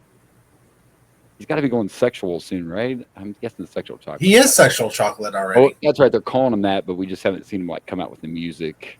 Oh well, now that he's a heel, I feel like they waited until, or they're gonna wait. Now, was this this was the first time for D'Lo's actual music, wasn't it, or did he have this last paper that messing with the real deal now? I don't remember. I don't think he had that last paper. I think it was just kind of a generic. I could be wrong, but anyway. Great way to start the pay-per-view. The crowd loved it. It was all about the puppies, show me your puppies. And, it was all about the puppies and the swing and the swindle and the swerve, and Jeff Jarrett wins. Fuck you, Jeff Jarrett, but it was a fun opening, entertaining match. I'm going to give this 3.5 guitar shots. I'm going to go with 3.5 puppies. Nothing like a cold, refreshing Coca-Cola on a hot day. I'm just joking. We don't get paid for that shit. Really wanted a Mountain But we Dew. would gladly shill it out for you if you wanted to pay us. Really wanted a Mountain Dew, and they didn't have any Mountain Dew in the can. Never mind. Don't listen to this, Coke. That's not the endorsement you want. Now, Mountain Dew, maybe. I'm not really a big Coke fan, but I'll give you this because I'm a cheapskate, and because the bottle of Mountain Dew was like $3 and this can of Coke was $2, I'm like, Coca-Cola, baby. Coca-Cola. $1, fuck it. Okay, maybe it's a slight endorsement. It's a slight endorsement. You're cheaper. You're cheaper. That's the endorsement. And we like a good cheap whore. Next time, could we have some Mellow Yellow on the shelf? Because that's your knockoff. I could at least have that. No. So I had to get Cherry Coke, whatever. Well, I do love me a Cherry Coke. It's not bad. I love a Cherry Coke. I haven't had one in a long time. I don't drink a lot of pop soda, whatever you want to call it. So, yeah, it hit the spot. Why not? All right, well, listen, I know what's next, and I remember this well, and you're going to enjoy this. Because next is our tag team turmoil match to determine number one contenders. If I remember right, I'm pretty sure it works like a gauntlet match. Like once a team gets beat, another team comes out. Awesome. I could be wrong, but I'm pretty sure it works that way. So we're going to find out. But yeah, I know the tag team turmoil match is next. All right. Let's do it. All right. So our next match is a number one contenders match for the tag team titles. It's tag team turmoil. And I was right. Elimination style gauntlet match. I loved it. We started off learning, of course. Yeah, it's funny, and we're going to get to it, but we were talking about people in the video game, and a few of them popped up in this tag team turmoil match. A couple of people were like, hey, got to see Prince Albert for the first time. Started off with Edge and Christian against the Hardys, who are the new Brood, but tell me it wasn't a little weird that the Hardys are supposed to be the new Brood, but they're coming out to their Hardy Boys music. Like, it just didn't fit. Like, Gangrel did not belong in that. What doesn't belong in this picture? But at the same time, out of all the matches, this was the best. Hardy's, and which Edge and Christian and Hardy's have some of the most iconic tag team matches in the business. We haven't got to the good stuff yet. We haven't even got there yet, but yeah. No, but this was a good preview of that good stuff. Oh, absolutely. They did start it off. Every bit of that action was really good, except for luckily the camera wasn't real close, but when they did that outside spot where Edge speared whichever one of them on the outside when they were like running the barrier or whatever. Matt Harder.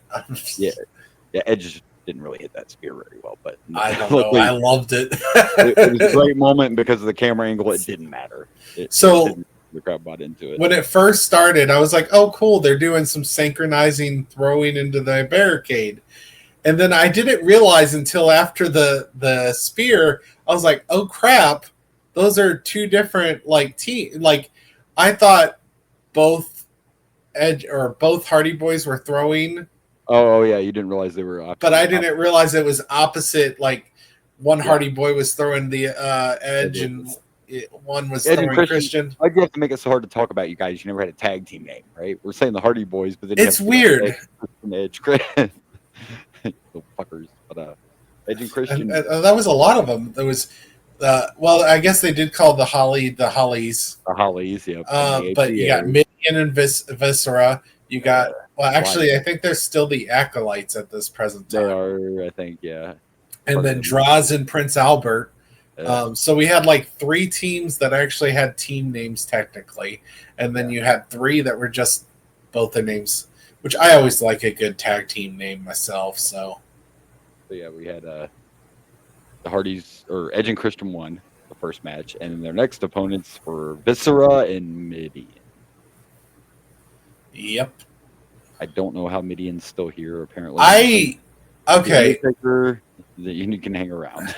I want to give some props. I know you're giving the Midian and Viscera doing that spinning heel kick. No, I'm going to holy shit! I was going to bring that up and give props for that. I was going to shit on Midian and not Viscera in this match, actually. Yeah, Midian didn't do anything that really stood out. Spinning heel kick was impressive, and that is a large man to be doing a spinning heel kick. Holy shit! We give him a lot of shit, and maybe like Mabel and stuff didn't work, but I thought when he was Viscera, like I think this is the best part of his career. I thought 100%. Yeah. I didn't hate Viscera. I don't know if I liked Viscera, but I didn't hate Viscera. You definitely didn't hate it, and he had the right look, and he was a big nasty guy that every once in a while could do shit like a spinning heel kick, and you're like, where the fuck?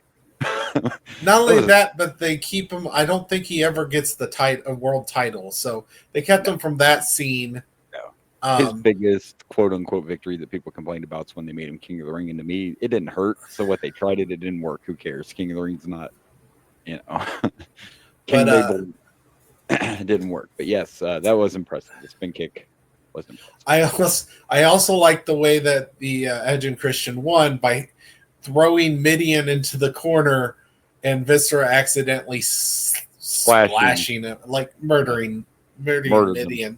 And then they got Viscera out of the ring, and Bing took advantage and won. And then we got the team of Albert, the hairiest man ever to wrestle, and hairier than George the Animal Steele, I believe.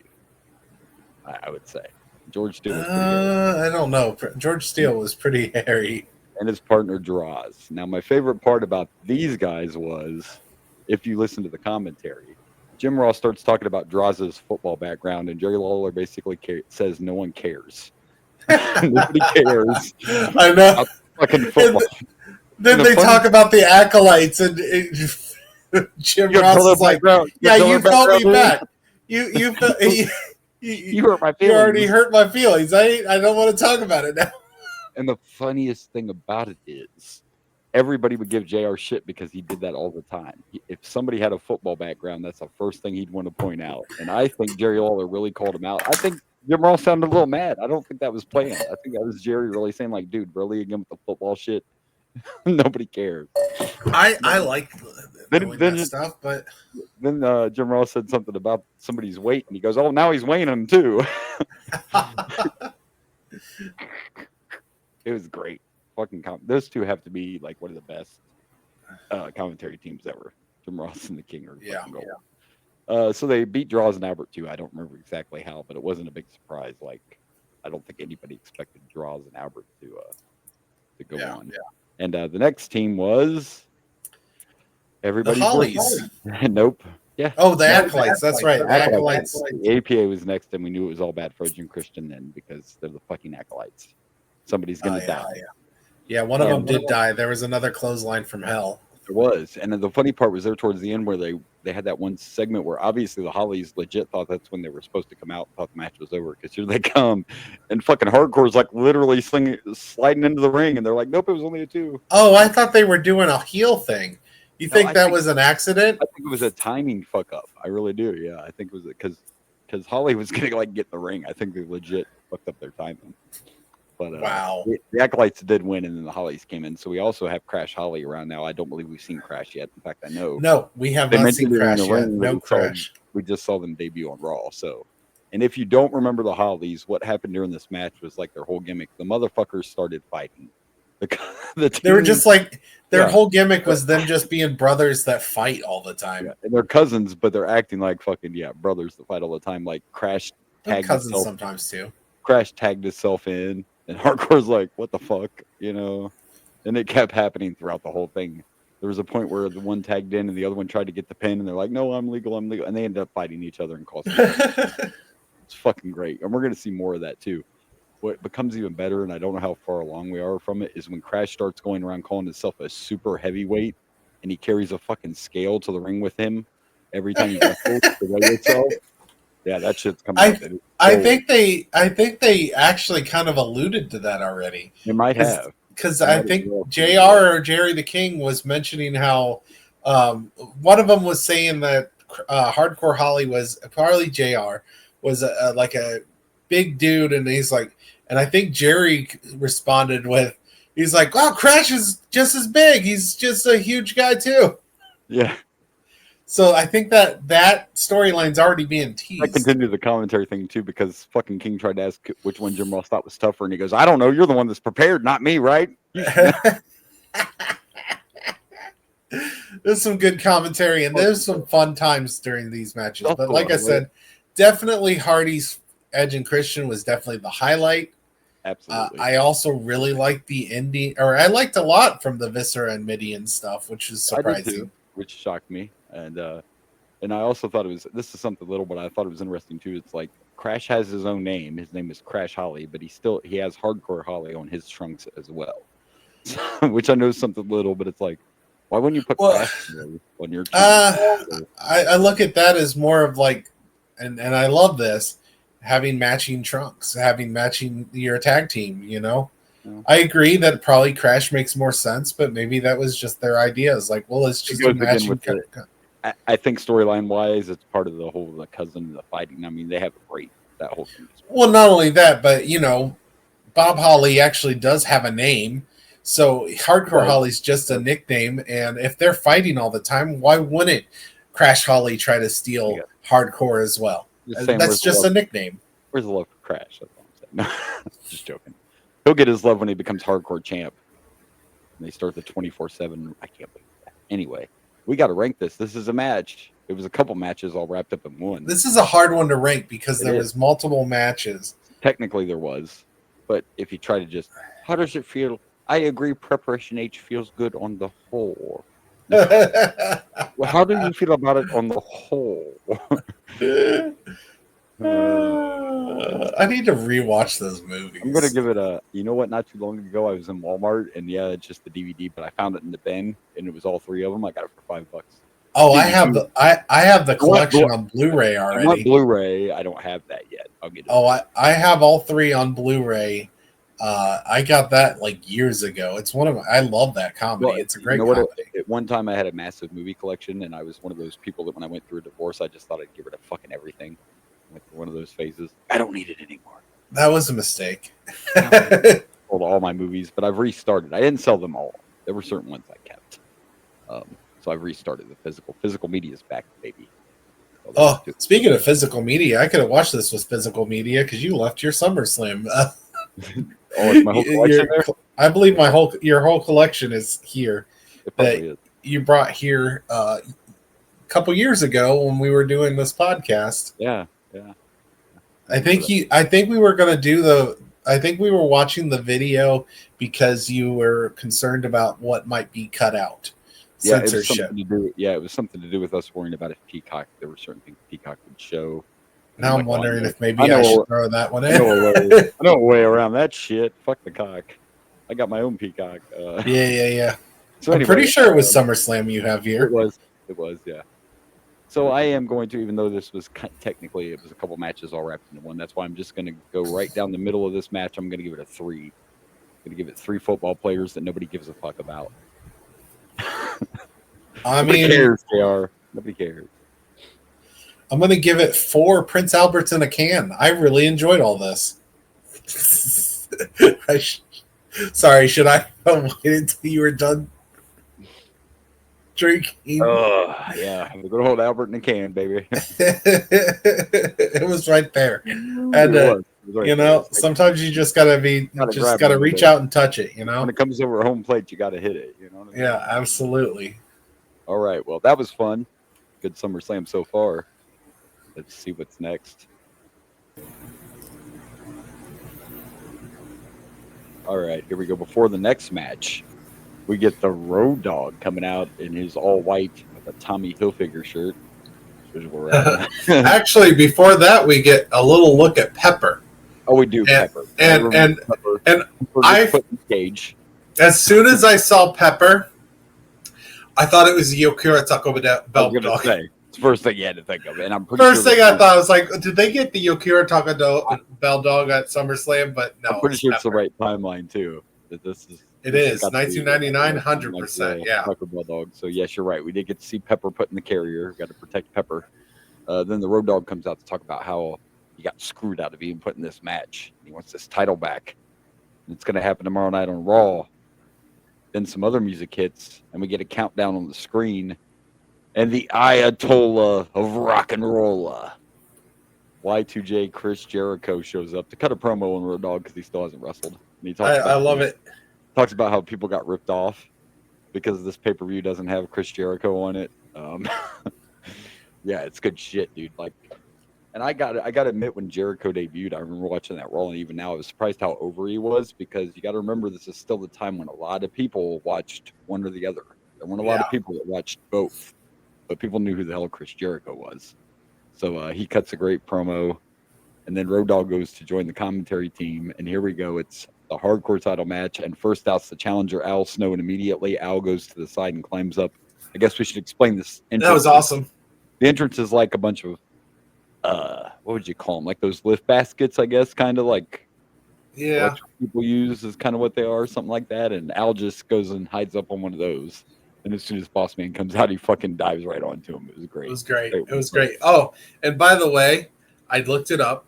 Yokira Taco Bell, the dog was named Gizmo, which I love personally for reasons.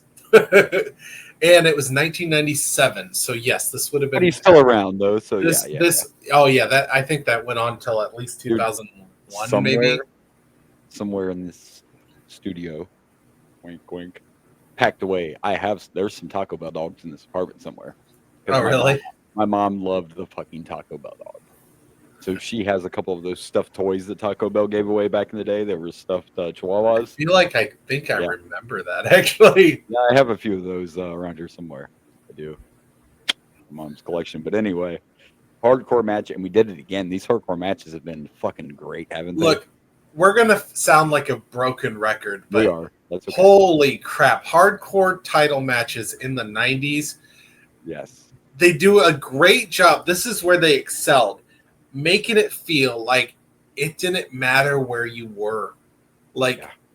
I know there was a part of me thinking, like, man, did they put those tables there? Did they put those items there at that location specifically for them to destroy? Or did they just have to pay them for the stuff they destroyed? I'm thinking of that part of the aspect of it, but I'm just honest, they probably paid him, because I've heard stories of that more than once from Bruce Pritchard, where he said, "Yeah, we just ask first, and then we're like, we'll pay." we'll pay you for whatever we. Yeah, we will pay for anything we It starts destroy. off right away, and they started saying, "I wonder where the Road Dogg's going." So I thought for a minute Road Dogg was going to just go ahead and put himself in the match, but he decided to be mobile commentary. He's like, "You all I call loved it. back there. It's so good. I'm going to go see what these guys are up to. And we should mention Pepper got thrown. I mean, wasn't the carrier, but Yo Queero, no. but Pepper did get thrown when they got into the backstage area. Folks, we went out on the fucking streets again. We were fighting in the street.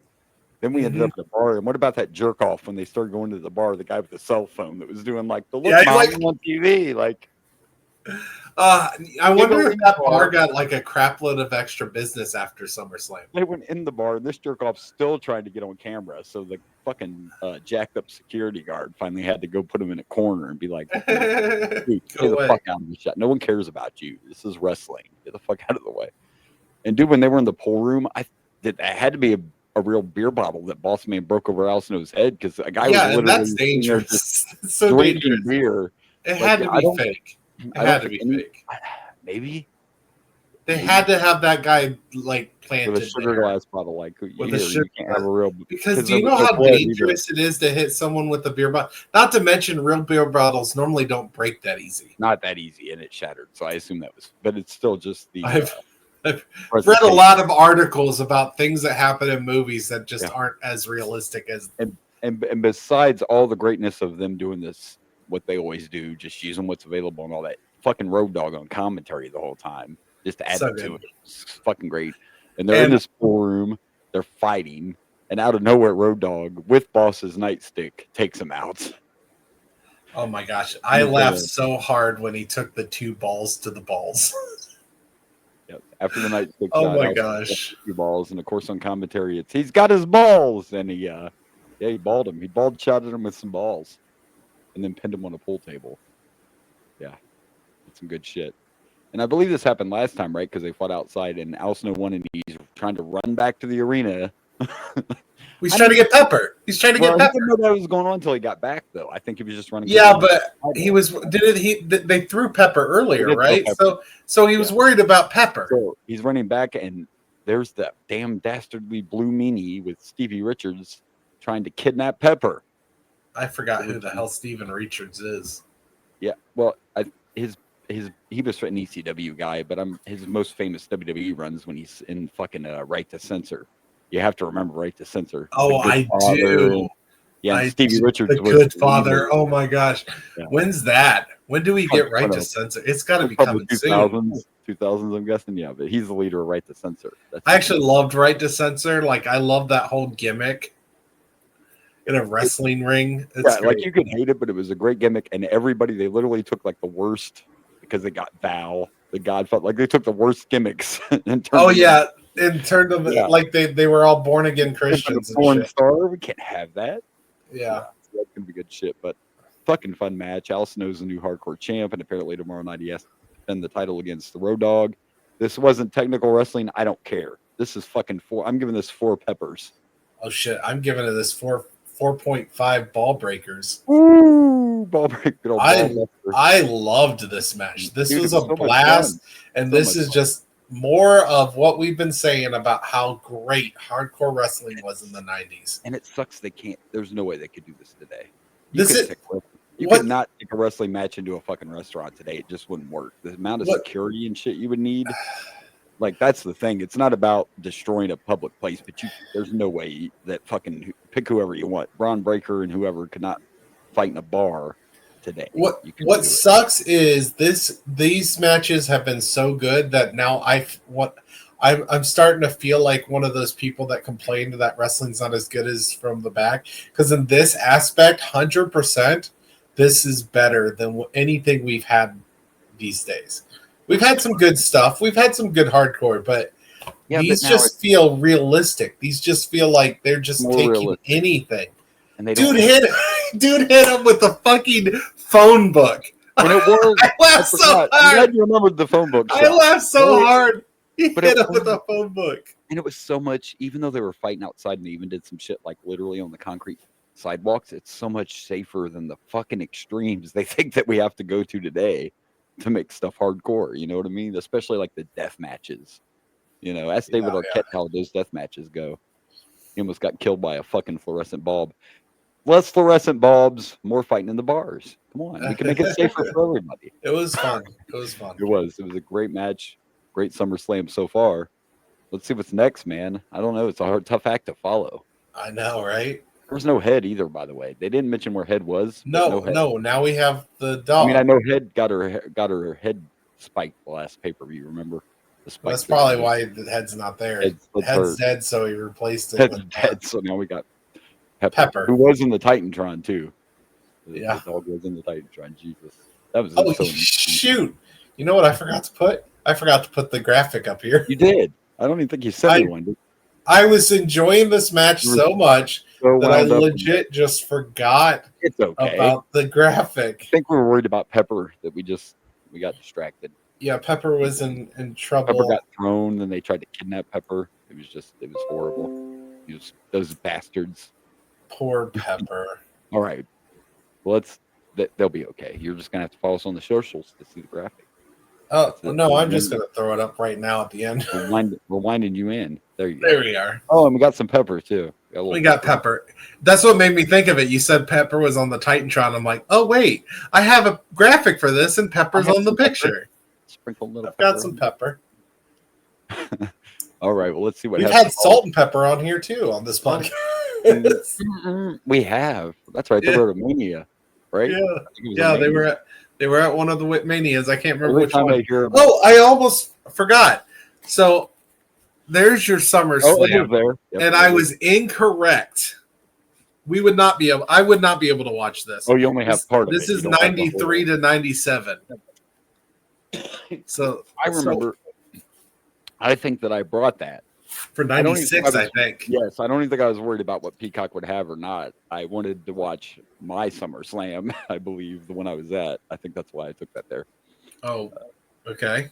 Yeah, because 96 was the SummerSlam I was at. I think that's why I did it. But maybe yeah, because I remember when you brought it, there was at least one other SummerSlam on there that we hadn't watched. We might have had we might have had a question about if something was there. Yeah. I'm not sure. Yeah. But, so that was. I looked at it and I'm like, no, this does not have 99 in it. You mentioned salt and pepper, and every time I hear that, it just makes me want to shoot. You know what I'm saying? Shoot, which reminds me of a certain hero / villain. That's a whole other little Deadpool. Maybe we want to shoot. But let's shoot our way to the next match and see what's up. All right. All right, so our next match, kind of funny because we were just doing this Right to Censor chat, and we see someone else who ends up in Right to Censor, Ivory, the women's champ. She goes to Right to Censor. Remember that? She's defending her title against not Tori Wilson, that other fucking one that can't wrestle. So it's funny when I was looking for a picture of this match, I happened to see a picture how this is on one of the worst matches of all time list. You don't say. So what's funny is, though, I was looking up for Al Snow and Big Boss Man, and I also saw worst matches of all time. But then I looked, and it wasn't the SummerSlam match. It was a different match, I think, from Armageddon, maybe. But because I was thinking, I'm like, this is great. What are you talking about, worst match? But then I realized it was from a different show, not this one. But speaking of worst match, and if my memory serves me correctly, and it does most times, every time we've seen this Tori, it hasn't been pretty. Has not been pretty. And I don't know. Wasn't she the one that the last time that had that weird full-on bodysuit of the tiger? Yeah, which I want to like because I like tigers, but it was a sloppy match that time too. But a little background on Tori: she was a bodybuilder, not a wrestler anyway. So that's part of it. But there was a spot I got to throw it in real quick though. Commentary gets the win on this match. She did that fucked up like flip over her head where she literally grabbed Ivory by the crotch. I can say that literally the vagina clawed her and then threw her or whatever. And Jerry Lawler said, that's my favorite move. And Jim Ross is like, what do you call it? And Jerry goes, it's my favorite move. You should know the answer. You do the research. Back to that. Another shot. That was the best part of this fuck fest. I don't know. This was bad. The audience knew it was bad. As soon as I saw them coming out, I'm like, well, that's why it's short. It's a women's match in the 90s. So, you know. And Ivory can wrestle. Ivory can wrestle, and we'll see it later on. But yeah, this was bad. Thank God women's wrestling's come so much farther. Oh, yeah. It's so much better these days. And actually, to be fair, they take them legit. Something like this could happen to men, too. I mean, when you have one person that doesn't know what they're doing, Tori was obviously hired for. Well, yeah. I mean, so to be fair, this could have happened to men, too. I don't want to be thinking I'm fucking sexist. I don't want to hear no crime. I love women's wrestling. We love women's wrestling. I love women's wrestling these days. And by the way, two of the best wrestlers in the world right now are Toni Storm and fucking Mommy. So, amen to the women. Toni Storm's the best thing in professional wrestling right now, in my opinion. I love both. I love both. But anyway, yeah, this sucked. There's not a lot to talk about. That's why we're bringing up Toni Storm. And then I love how, because in the 90s, this is not considered a negative. I love how Ivory's trying to strip Tori. Yeah. Like, that would not just make Tori much more loved in that time period. Like, none of these women are going to be disgraced. The fucking fans are like, yes, rip it off. Rip that shit off. Yeah. Nobody's going to be embarrassed. I mean, you look amazing. Yeah. Like, nobody's going to be embarrassed if you... But they play it so well. Like, they play it out. Oh, please don't. Like, oh, no, please don't show them. Don't let me see my nice boobs. I don't want and let's be honest, not to sound like a sexist dick, but it's true. And then she probably was in Playboy at this time. Like, most of these women seem to go to Playboy, so it's of all the women to come out and stop it. It's fucking Luna. I love Luna Vachon. I actually was happy about that part. It's just a little weird. That was the only good part. I don't know why she came out or whatever. Right, I don't know either. But oh gosh, yeah, I'm not gonna be a total dick, but this is getting half of a match. It's a half a fucking star, or a half a match. It's a half. So can we do negatives? We've done zeros. I don't know if we've done negatives. The only reason it's not a zero is because we got to see Tori's tramp stamp and almost her boobies. Because when she started her pants down, there was a big old tramp stamp right there. Actually, I'm thinking she should get a zero, because why are you teasing me and not just showing her?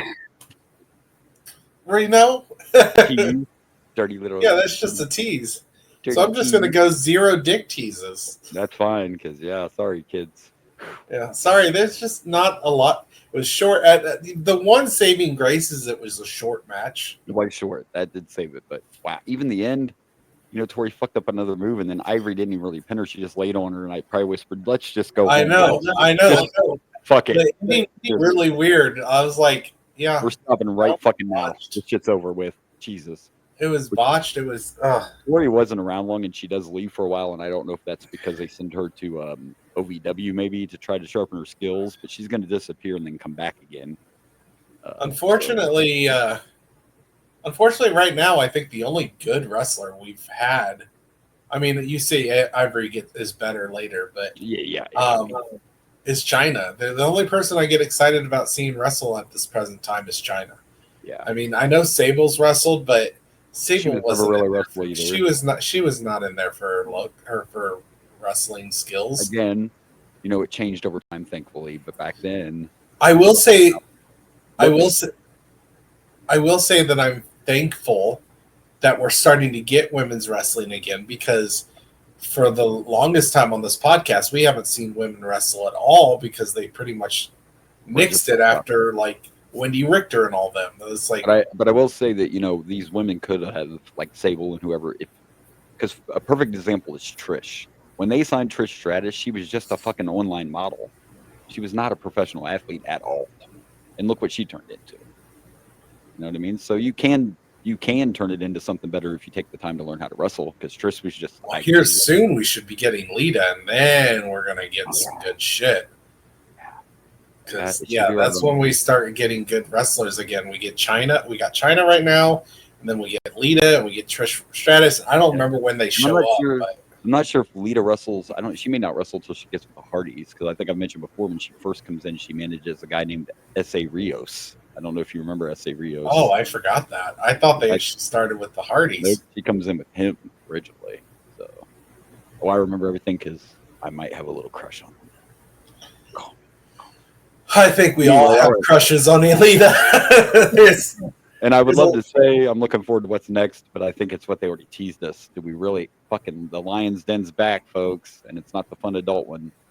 Oh, are we getting Ken Shamrock versus Steve Blackman again? Yeah, you didn't see that little tease. You must not have been paying attention. They teased it right before this match. They showed a shot of the Lion's Den, but this time it's the Lion's Den with weapons. If it was the other Lion's Den, there'd be dildos hanging on the wall instead of kendo sticks. Oh my gosh, that's the wrong Lion's Den. Wrong. Cut that. Oh geez. Well, I think that's next. Let's check it out. All right, and next we have the Lion's Den match. And by the way, for research purposes, I looked. There are still plenty of Lion's Dens around Columbus. And I love how when you look it up, you do the important work, sir. When you look it up on Google, it lists it as a lingerie store.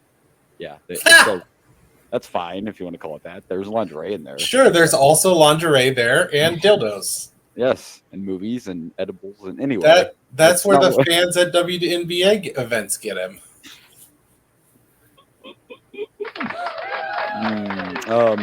So here we go, and I'll tell you, I've always been vocal that this Lion's Den concept is not really my cup of tea. Not this one anyway. And the last time we fought, we had the Fight Club parking lot brawl. And that was bad. That was horrible. This, even though not my cup of tea, was not bad. This was better than the other confrontations, and adding the weapons definitely helped. So this was better than I expected, because I expected it to be total shit. So the fact that it was not total shit, it was okay. That's the way I feel about it. It was okay. Yeah, it was all right. There were some good shots in here. It was definitely better than the last match. Definitely, right? Definitely. I don't think anything is going to top the last match on shit. The one that made me laugh, though, was like towards the end when they're getting really heavy with these kendo stick shots. Is Shamrock had the kendo stick and he did like a Mr. Miyagi, lined it up so he could crack Blackman on the head, and then when he hit him, he totally missed his head and hit him on the shoulder after taking all that time to line up the perfect. But anyway, I was shocked by how much people hated Blackman.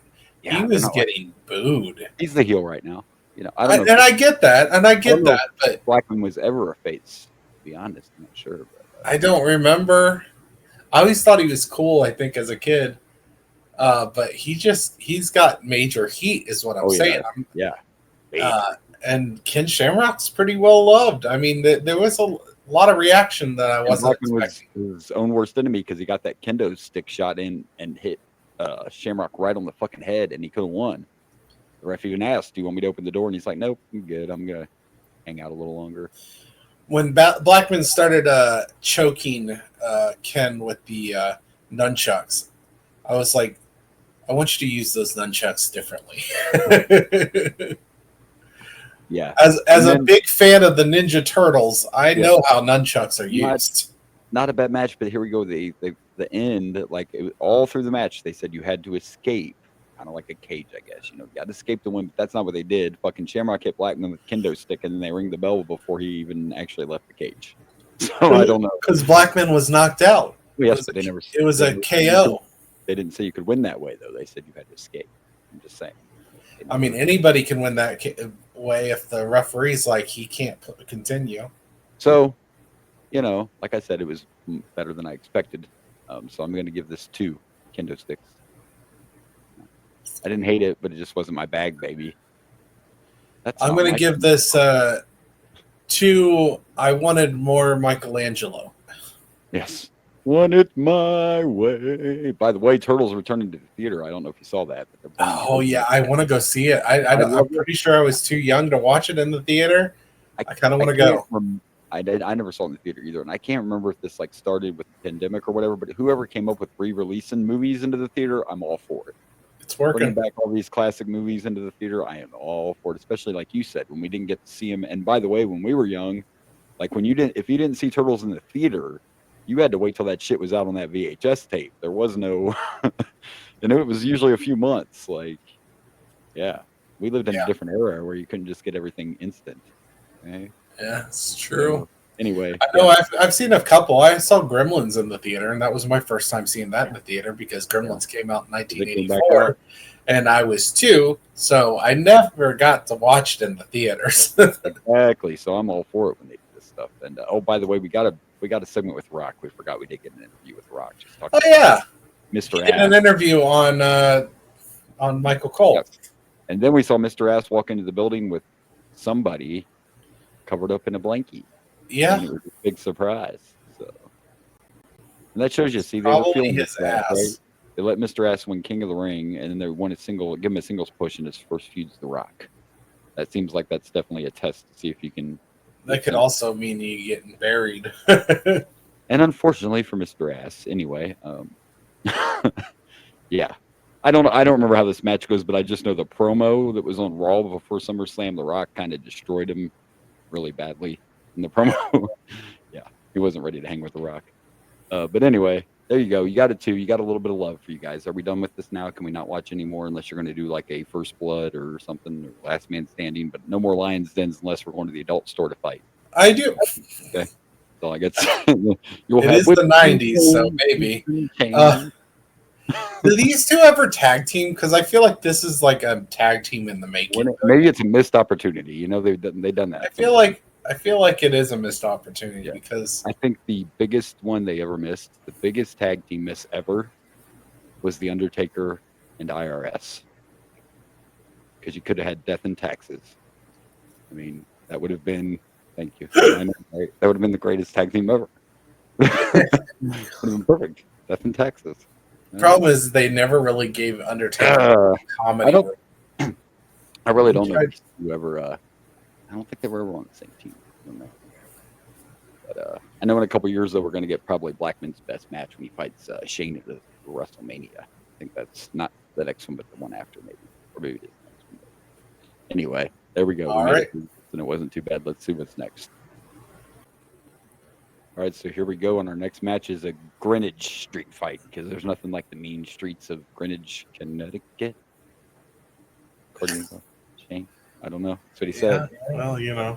And then of course we got this stipulation because this is the whole Test Stephanie love story, and it's basically if you want to date my sister, you got to beat me. It's basically what's happening here. Pretty much, short version. And Test fought so hard to lose Stephanie a couple months later. He's fighting for the love, though. And as soon as Shane comes out, some more music hits, and we have the Mean Street Posse. The bitches are here. I forgot. I still don't remember this group. Well, we've seen them already once or twice. We haven't seen them wrestle. That's how memorable they are. Well, and the truth is, and maybe I talked about this on the show before, 2 of those guys are legit just Shane's friends from high school. And then the third guy was an actual wrestler that they added to the Mean Street Posse. So they had at least one, professional wrestler in the group. Oh, gotcha. So I'm not saying the other guys probably knew a little wrestling because if you grew up around Shane, I'm sure you learned a little bit, but they were not. You learned something. Yeah, they weren't real professional wrestlers. They were just Shane's buddies from the mean streets of Connecticut. Don't know how rough it can get there. But if we take story, the fact that Shane can go, Test is good too, and Test was always really over. The fans love Test. I was never a huge Test fan. I didn't hate him, but there was nothing about him that made me go, "Oh, wow." I always just thought it was funny because though. He just reminded me of fucking Triple H. Like Stephanie leaves. Like a taller version. Like a taller Stephanie just gets kidnapped by his doppelganger. Well, it makes sense because before you play the game, you got to take a test. Make yeah. Sure Well, I'll be here all week, folks. I think she was just testing the waters.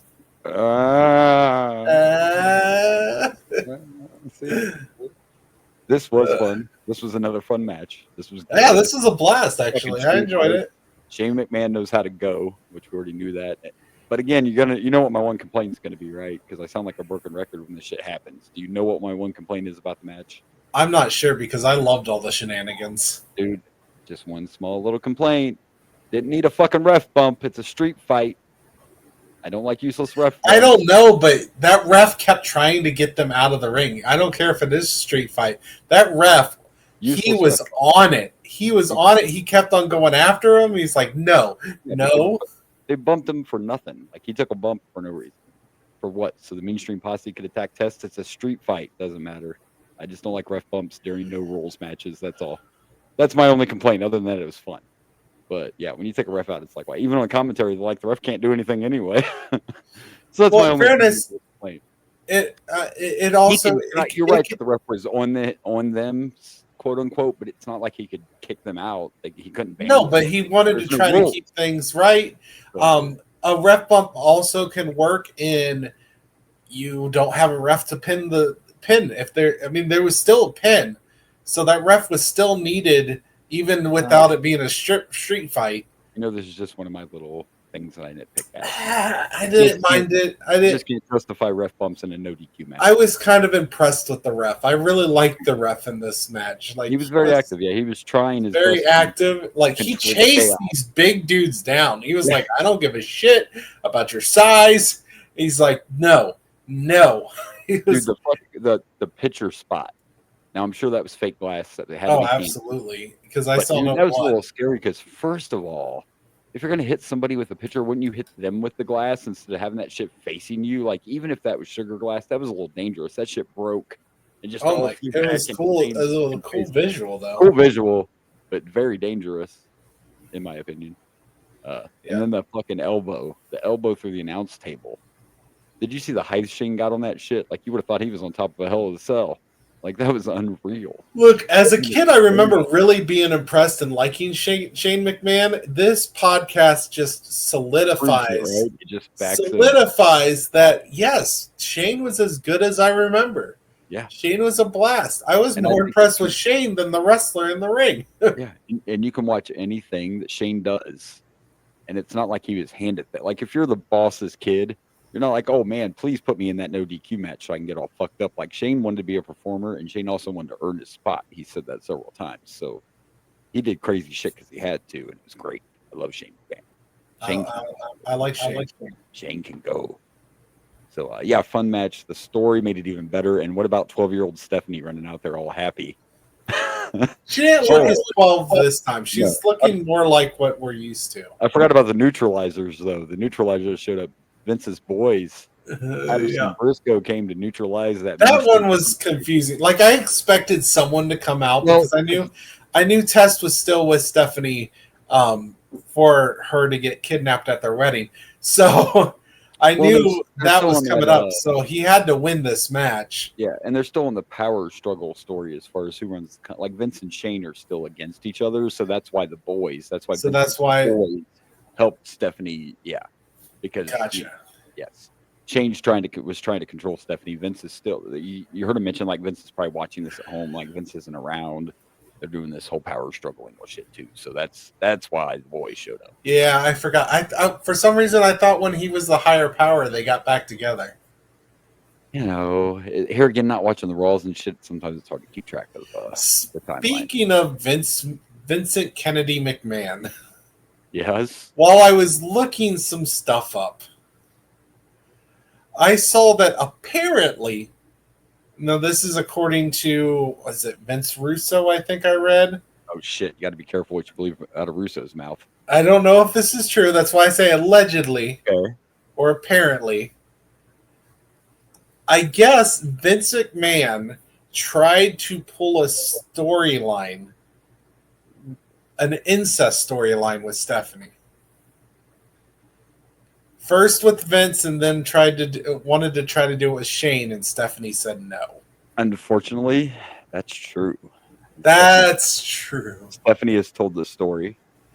When he pitched it that he would be the one, she was like, "Dad," and he thought it sounded better if, what if Shane was like, he wanted to go full-fledged, like a child involved too.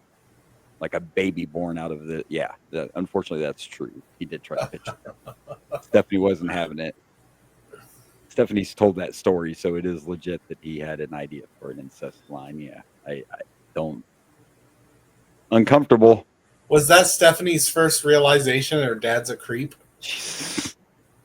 I mean, first time she was like, I don't know how much she's talked about her father. She hasn't talked about that side of him much, but come on, there had to be part of her inside that was like, that's creep. Not only is it creep, first of all, you pitched the idea that it was you, and when I said no, you thought it would sound better if it was Shane instead. Like, it'll be better if you fuck your brother instead of your dad, right? You can handle, that's not. And how do you do that? You have to probably kiss on screen to really sell it.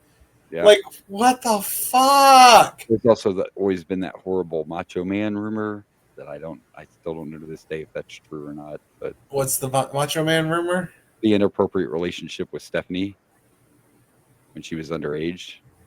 That's a rumor. Oh. Macho Man and Stephanie had a little thing when she wasn't quite 18 yet.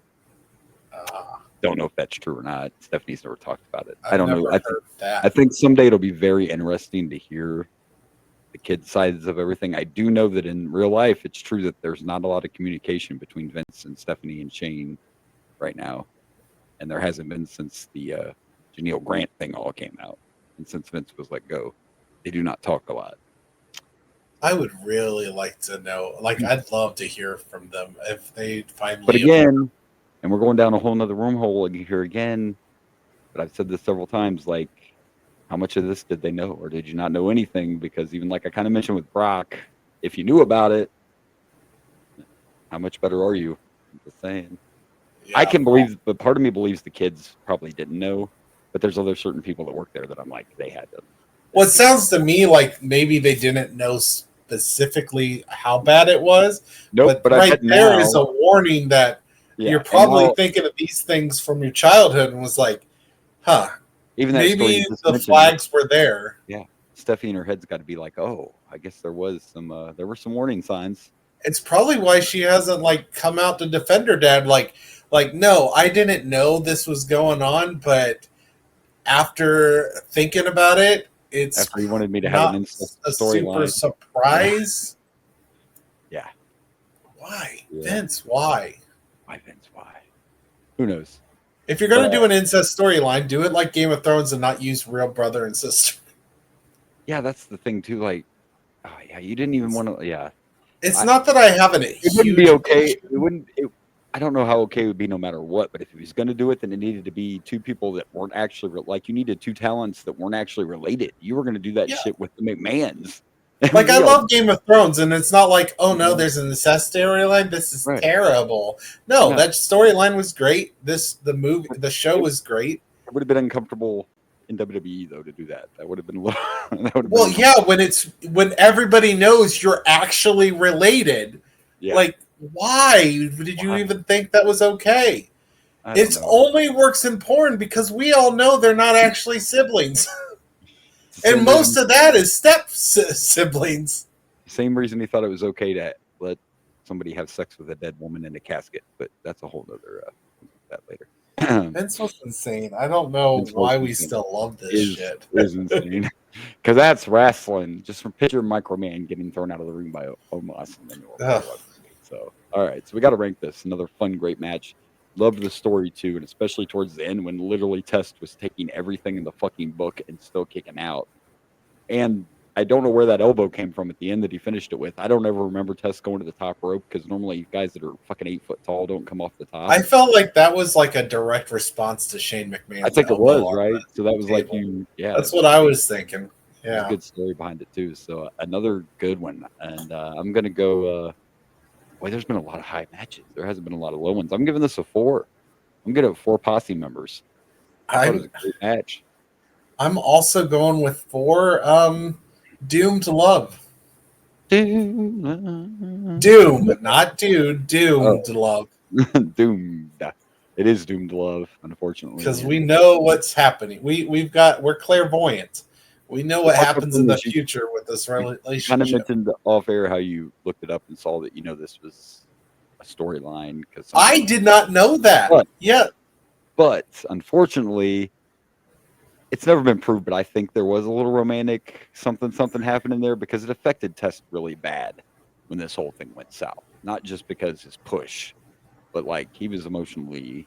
I mean, he didn't die long after all this fell apart. So. I think Test thought there was more to it than there was. And maybe they, did a little a couple times. I don't know. But I don't know. Another great match. And I believe I know it's next. I think it's time for someone to kiss some ass. We have a kiss my ass match. Wait, does that mean we're going to have an ass match? Actually, no. I think it's the tag team match with Kane and Xbox versus... Oh, you might be correct. I think you're right. That is next. It's not kiss my ass. Kiss my ass is a semi-main event. You're right. right. It's time for the tag titles. Apologize. It's time for the Unholy Alliance. All right, let's check. Let's do it. All right, real quick before our next match, I want to mention this. I don't know how I forgot, and we just saw the third time. I guess we mentioned one of them, but we mentioned earlier we saw Jesse Ventura with Triple H. Then we saw Jesse with Mankind, and then we just saw him with Stone Cold, and he's told all of them the same thing. I don't care what you do, where you do it, you can do whatever you want, but the pinfall has to happen in the ring. Like, he's really pushing home this make sure the pin happens in the ring thing. So our next match is for the tag team titles, and it's everyone's favorite tag team, X-Pac and Kane. And they are facing the Unholy Alliance, Undertaker, and the massive, I know he's never been small, but this young Big Show is just fucking ridiculous. He makes Kane look little. Doesn't make any sense. And it's for the tag team championships. And to my point, there was that spot where Big Show was chopping Kane in the corner. Kane just knows that shit. And man, that made my chest hurt. Like, yeah. But you just look at this massive team and you're like, who the hell's going to beat these guys? Who's going to beat Undertaker and Big Show? Like, yeah, I have no idea. You know who didn't beat them? The champs. Spoiler. Shouldn't be too hard to predict what happened here because once they got X-Pac in the ring and isolated, like they just killed X-Pac for the rest of the match. Yeah. Well, that was for a while. It was back and forth, and Kane was saving him a few times, but yeah, towards the end of it, it was just we're gonna kill X-Pac, and that's how we're gonna win. And by golly, they did. I did like the there was a dive spot where X-Pac dove off the top rope under the Undertaker and he sold that shit. He should have got an Oscar for that shit. We talk about that all the time, right? Like when a few weeks ago when X-Pac was the hero who ran to the ring and everyone scattered. Don't get it twisted, folks. The scariest person in this match is not Taker, Show, or Kane. It's your hero, X-Pac. And now I can't get enough water, by the way, so fuck you, Coke. Your cherry Coke dehydrated me, apparently. Jeez, we're really not getting a sponsorship from Cherry Coke. Not you Coke are just ruining that. Hey, there's other kinds of Coke you can get sponsorship from. Anyway, that's a whole cut that. Wrong Coke.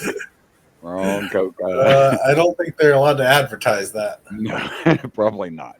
Probably a bad idea. So anyway, after X-Pac was murdered, he got tombstoned and pinned, and we have new tag team champions, the Unholy Alliance. So there you go. It was a fun match, and I guess, is there anything wrong with being known as a guy who can take a really good ass whipping? Somebody's got to get their ass kicked in wrestling. Well, yeah, absolutely.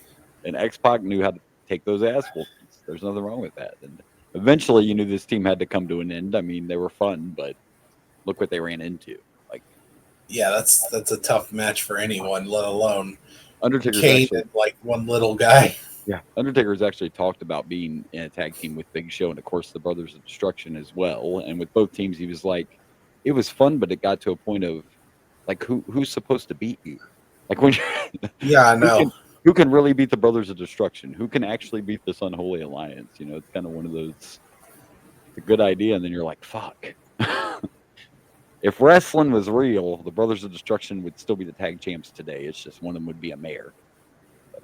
But, yeah.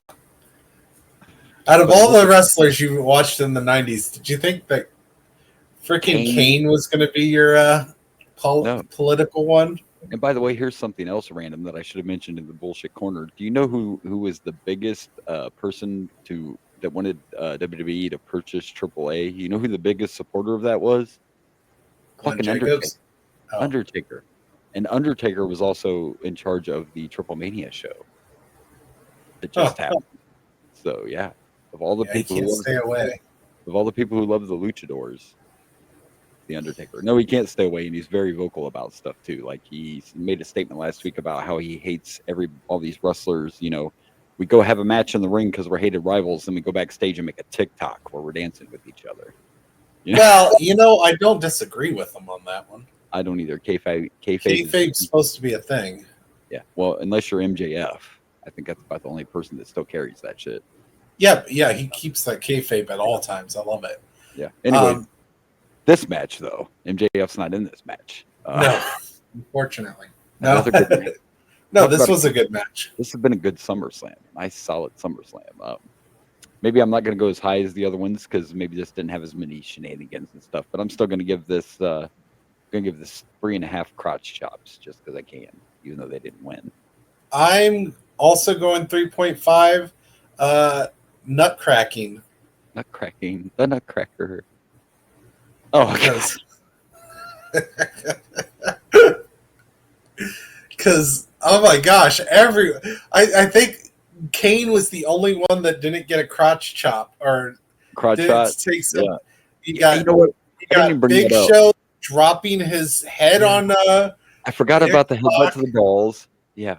And then And- X-Pac literally did a low blow right in front of the ref, and it didn't The matter. ref just looked away like, You're no, right. I get Nut it. shot- I get it. This was not a no DQ match, but nut shots were legal. You are right. I'm so Oh my glad you gosh. brought And that up. then X-Pac did the kick to Undertaker's balls. And how could I forget the headbutt to the balls? Like, And just to continue with this theme of my picture here, X-Pac also bit the Big Show's nose when he had him in for a bear hug. he did. By the way, that bear hug worked, right? That's when a bear hug works. Oh, when you have You the watch Big that Show, and you're he can bear hug just about anyone besides Viscera, yeah, you're just and I'll watching. believe it. If he squeezed hard enough, he could probably just pop his eyeballs out and break them in Oh half. my gosh, yeah. So another great match on this SummerSlam card. It's been a good show. We have two Yes, matches left to go. Yes. And the next one is the Kiss My Ass match, and it doesn't involve Vince McMahon, which is this. I guess we're not at the Kiss My Ass club yet. We're a little too early No, for not that. yet, That's a not little yet. too away. This will be Mr. Ass. In the Also, I did want to bring up that we've got full on face Rock now. Like he's playing to the crowd. He's definitely he's that Rock for sure now. Yeah. People's Rock. People's champion, the people's everything. Yeah, we are now on full face. The Rock is one where I think he's just as fun as a face as he is a heel. He's great either way. Oh yeah, definitely. Absolutely. All right, well, let's see what happens with Rock and Mr. Ass. I'm an ass man. Oh, you fucking dick. Everything on social media this day will have Mr. Ass's song. Everything. For fucking weird. Get out of here. Let's go. Cut that.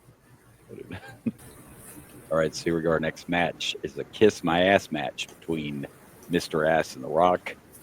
Just want to point out a couple of things I was incorrect about. I was correct about how I told you there's a famous promo where The Rock destroyed Mr. Ass and made him look like a fool. It was actually on Sunday Night Heat, though. And the most famous thing about the promo is it's the first time The Rock used "It Doesn't Matter." Oh, really? Oh, okay. Was in that promo against Mr. Ass. But I do not agree with everything else they say about Mr. Ass's singles run. First of all, let's point out that he has crowns on his trunks now on all the lips because he's the king of the ring. So he's got his lips got crowns. So did hers. Anyway, the big surprise was just some random chick, and Mr. Ass was like, "It's not." I mine. hated this. The Rock I hated this. Kiss is her ass, so The Rock's gonna kiss. I thought he was going to bring out like The Rock's mom or his mom or someone that had some kind of significance. Like this is literally just fat shaming right here.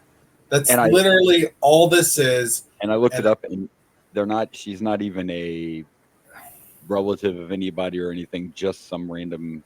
They just found someone that they thought was. I thought at first it was going to be Mae Young or Moolah or something. When I saw the shoes when she was walking, that would have been fine. That would have been fine. Yeah, you have a wrestling connection. They're old, so I guess I don't mind that as much. But the wrestling connection would be a better thing. Even if they would have picked like a woman that had to do with, or if they brought Viscera would have been a better choice. But now on the other flip of this coin, the woman obviously agreed to do it. So I mean, okay, yeah, sure. I'm not justifying it. I'm just saying that But I mean, the woman probably did it because they probably paid her a crap load of money. And I hope they did. I hope they paid her a lot. She got to be in the ring with The Rock as well. So I mean, and Billy Gunn's not a bad looking guy to kiss you, but I mean, maybe this is the modern day sensibilities, but I didn't like this. I didn't like this part. They didn't need the kiss my ass thing at all. I mean, I know his name's Mr. Ass, but if you're trying to push him as a serious singles wrestler and you're putting him up against one of the top guys on the promotion, the fuck are we having a kiss my ass match for? And by the way, The Rock didn't even want to do this. Not just this match. The Rock didn't want to do this feud. Not because he's one of those, this doesn't work for me, brother, but for one, he didn't think Billy was ready, which he wasn't exactly wrong. And two, he didn't like this ass stuff at all. Not Mr. Ass, but like this whole kiss my ass. And there was so much ass stuff involved in the whole feud, The Rock just didn't. He thought it was a little ridiculous. He thought it was too much with the ass. I know I didn't like this. I mean, now if you take her out of the equation, the match wasn't bad. That's the problem. No, I'm not talking about the match at all. I'm talking about. No, but when you read online about why Billy failed and stuff, it tried to say he couldn't hang with The Rock. I thought he did great in the match. Take out the kiss my ass part. Watch the actual match. Don't tell me Billy didn't hang with The Rock. He hung with him the whole time. It was a good match. It was a good match. It really was. It was a good match that was marred by the fact that they had to do something that was what they considered disgusting. Yeah, not only did they have to not pick the person they picked, but they didn't need to expose the ass like that either in the ring. Like, oh yeah, they made sure like her pantyhose were ripped and it's just and don't hate us because you're gonna be like, well, you guys talk when they're out there looking all sexy and blah, blah. That's not the point we're trying to make here. We're actually trying to defend. Like, it's not even about the kiss my ass. They didn't have to do it the way they did it. Like, they're not parading that woman out there being like, ooh, look at this, like it's a shaming thing. The whole thing was just to make that person feel, whether they realize that or not, like they were literally just a trophy for shaming. Exactly. It's like there was no actual story. There was no actually story reason for it. It would be one thing if there was like, even if she wasn't actually something, if it would have been like, oh, look, it's The Rock's old high school crush or his fucking old teacher or his cousin or Billy. You could have done that. Even if you would have gave them some kind of fake persona other than Billy Gunn just thought he was going to find some overweight, not good looking person for The Rock to have to kiss their ass. And why did this woman agree to it? Like, explain to me, like, not just the money aspect. Obviously, they probably gave her good money for this, and she got to be exposed on television. She had to have known what was going to happen too, though. Like, you know what I mean? Like, they had to explain it to her because I wouldn't. Oh, absolutely. I wouldn't say, well, maybe she didn't know exactly what all she was doing. She was like, "Fuck it, I'm on pay-per-view." I'm sure she has no issues with The Rock or Billy Gunn kissing her ass. Yeah. That's not the issue. But when you're doing this, you're doing it specifically to shame The Rock, essentially, is what Billy Gunn. So explain to me story-wise why this woman would agree to this. Like, exactly. Story-wise, there's no reason that she should have accepted this as an option. No.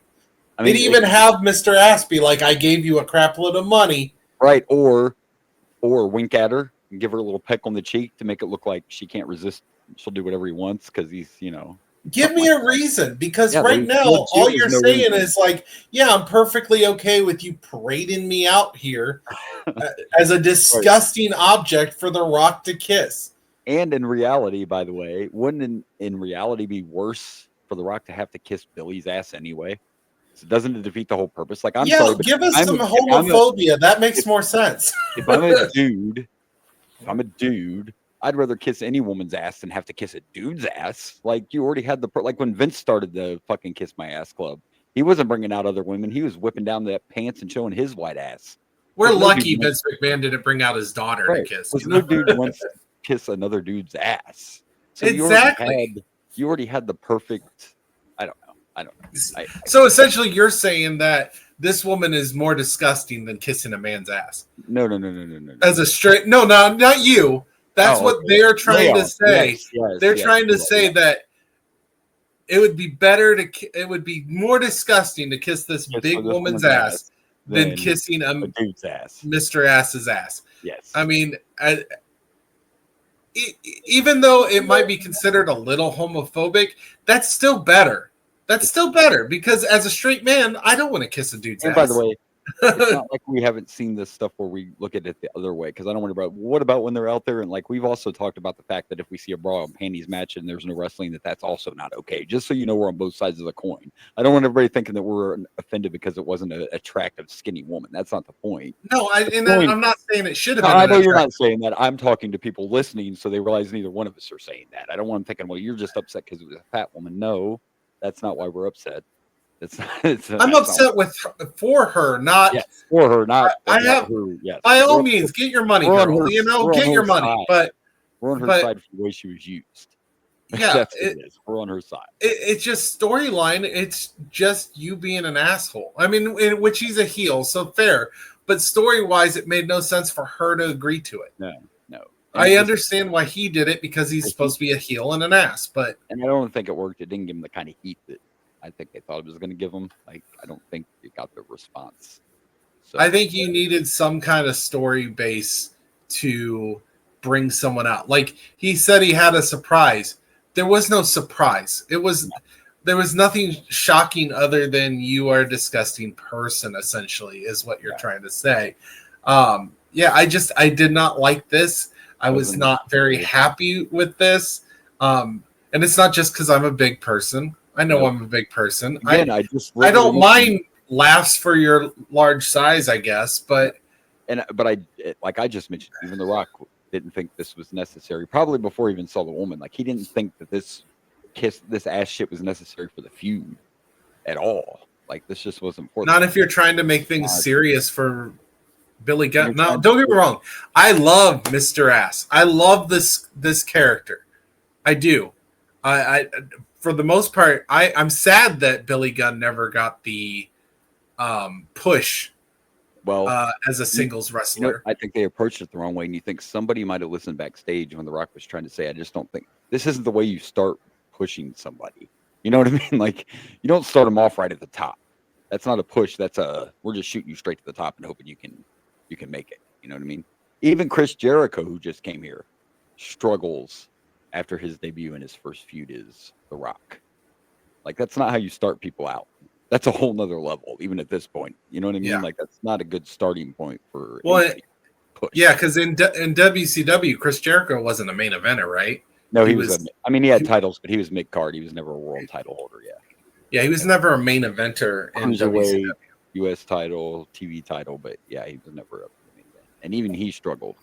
Even after they put the title on him, the undisputed title on him, he still had struggles trying to stay on top. So, I mean, yeah, it wasn't. I don't know. I feel like you should have gone with, if you want to do a big person, go with Viscera.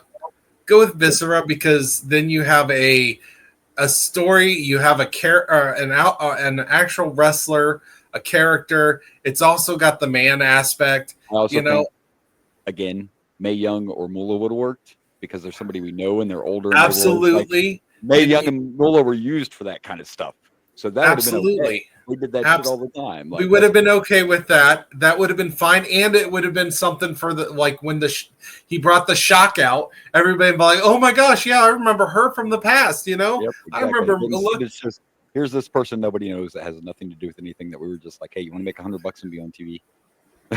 Yeah, this was just a random woman that you shamed. By the way, make sure that you wear pantyhose that have holes in them right around your ass area so we can see some skin when you pull your skin up for us and stick your ass. Yeah, it was You're just cool with all that, right? You sign this paper right here. This little. I mean, like I said, I hope they gave her a lot of money for this. Sign this NDA. Like, non-disclosure agreement. But anyways, yeah, it was a decent match. Other than that, I had a lot to say when I saw this. I'm just like, really, that's your shock? That's your surprise? Yeah, I don't remember it either, and you shouldn't have. I don't know if there's any way you could have fixed this, but I guess if you were going to go somebody random like that, you shouldn't have done this. Oh, I got this big surprise and break into the ring. You could have randomly pulled somebody out of the audience if you didn't want your ass to get kissed or something like that. It was just the way they did it. The whole thing was just wrong. Yeah, that would. I guess that would be better. Wouldn't that have been a little better than building it up like it was something and all it was? Yeah, agreed. Yeah, if you just It's like, oh no, I'm going to take this. Have a plant in the audience. That would be a different. Audience wants to let me borrow their ass. Yeah, that would have been a little better. But anyway, it was what it was. With that aside, we got to rank this match. I'll let you go first. I don't know. I'm going with 2. It wasn't a bad match, but this really soured it for me. Yeah.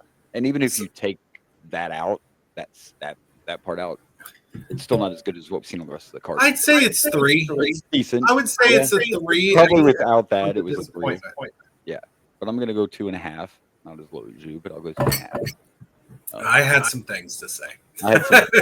I had some stuff and some things I had to get off my chest. Yeah. Damn it. This unfortunately, this entire review was a rant. Hey, at least it's not an incest angle. That would be better. Oh, damn. No, I mean, seriously, if he would have been like, this is your aunt, or this is your grandma, or this is your mom, like, and it doesn't have to be The Rock's real mom, you know? I still think a great angle could have been like an old girlfriend. That would have been work too. You know, like, you remember how you ditched her? You got too big. You're The Rock now, and you're too good. Yeah. That story-wise, that would make sense. That would be much better. Yeah. To just bring out a woman because she's fat is not after The Rock destroyed you with a promo, and I mean, I would have to go back and watch it. Everything he said, some people consider one of the best ones, but he said shit like, you tried to pray to God and God told you he was too busy right now, and talking about Billy Gunn pissing himself, and of course he broke out it doesn't matter. I don't remember if he said what your name is or what you think, but it was the first time he used that. It doesn't matter. Well, it seems like he's just now back to it. Just started his huge face run, so a lot of these phrases are about to get started. You know, it was like, I don't know. There was just so much they did wrong. The Rock's so huge, and it's just not where you start somebody that you're trying to make a single star after being such a successful tag team and faction member. It was just a bad idea. All of it was a bad idea. So we're just going to move on because we know what's next. It's main event team. And remember, you can do anything you want, but the pin has to happen in the ring. Jesse wants us to make sure we know that. I don't know why the fuck we've had to hear that. He doesn't want to get on his knees outside. It's hard. It's hard. That's a different kind of kiss or something match. But anyway, could have even done that. You could have brought Jesse out and said, you know what? You got to kiss the governor's ass. Bring out the Bastion Booger. His whole gimmick was being disgusting. Bertha Faye. Remember the wrestler Bertha Faye, the female wrestler? Yeah. Could have brought her out. There was some. If they would have thrown out an actual ex-wrestler, one of the boys, even if it was mostly because he was big, they were big, that would be much better. Pat Patterson in a dress. That would have been an option too. Like, this woman's only claim to fame is that I'm a fat woman for someone to kiss. That's her claim to fame, to my knowledge. I guess I haven't looked to see if she has. I tried to Google it, and I couldn't even find the woman the first time, because when I first just Googled who was the woman that Billy Gunn brought to SummerSlam '99, it came up as China. And I'm like, no, that's not right.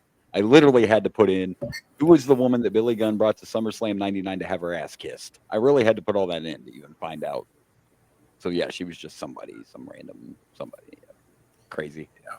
Let's move on. All right, we're gonna move on. It's upsetting me more and more. You need to calm down. We got to get you something to calm you. Just simmer down. Simmer down now. Simmer down. You won't like him when he's angry. He turns green. That's all that happens. I'm the bulk. So, oh gosh, here we go. You got to stop. You're gonna have puns for everything. I'm the bulk. Well, I'm already Mock Foley, so let's just continue this. You're the bulk. Let's move on. Let's go to the main event. All right, here we go. We love us a good old train wreck. Of course, we saw the video of how we got here. And believe it or not, I guess this isn't too far-fetched to believe.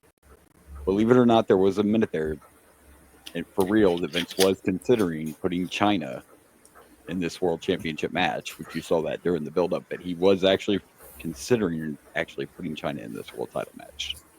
I wouldn't have hated that. I mean, China was good in these matches. And I think China looks good in everything she's ever done. But one person that's not a fan is Jericho, and he says she actually wasn't good, which could be possible. Maybe everybody else makes her look better than she is. But Jericho's the one person that I've always heard complain about China.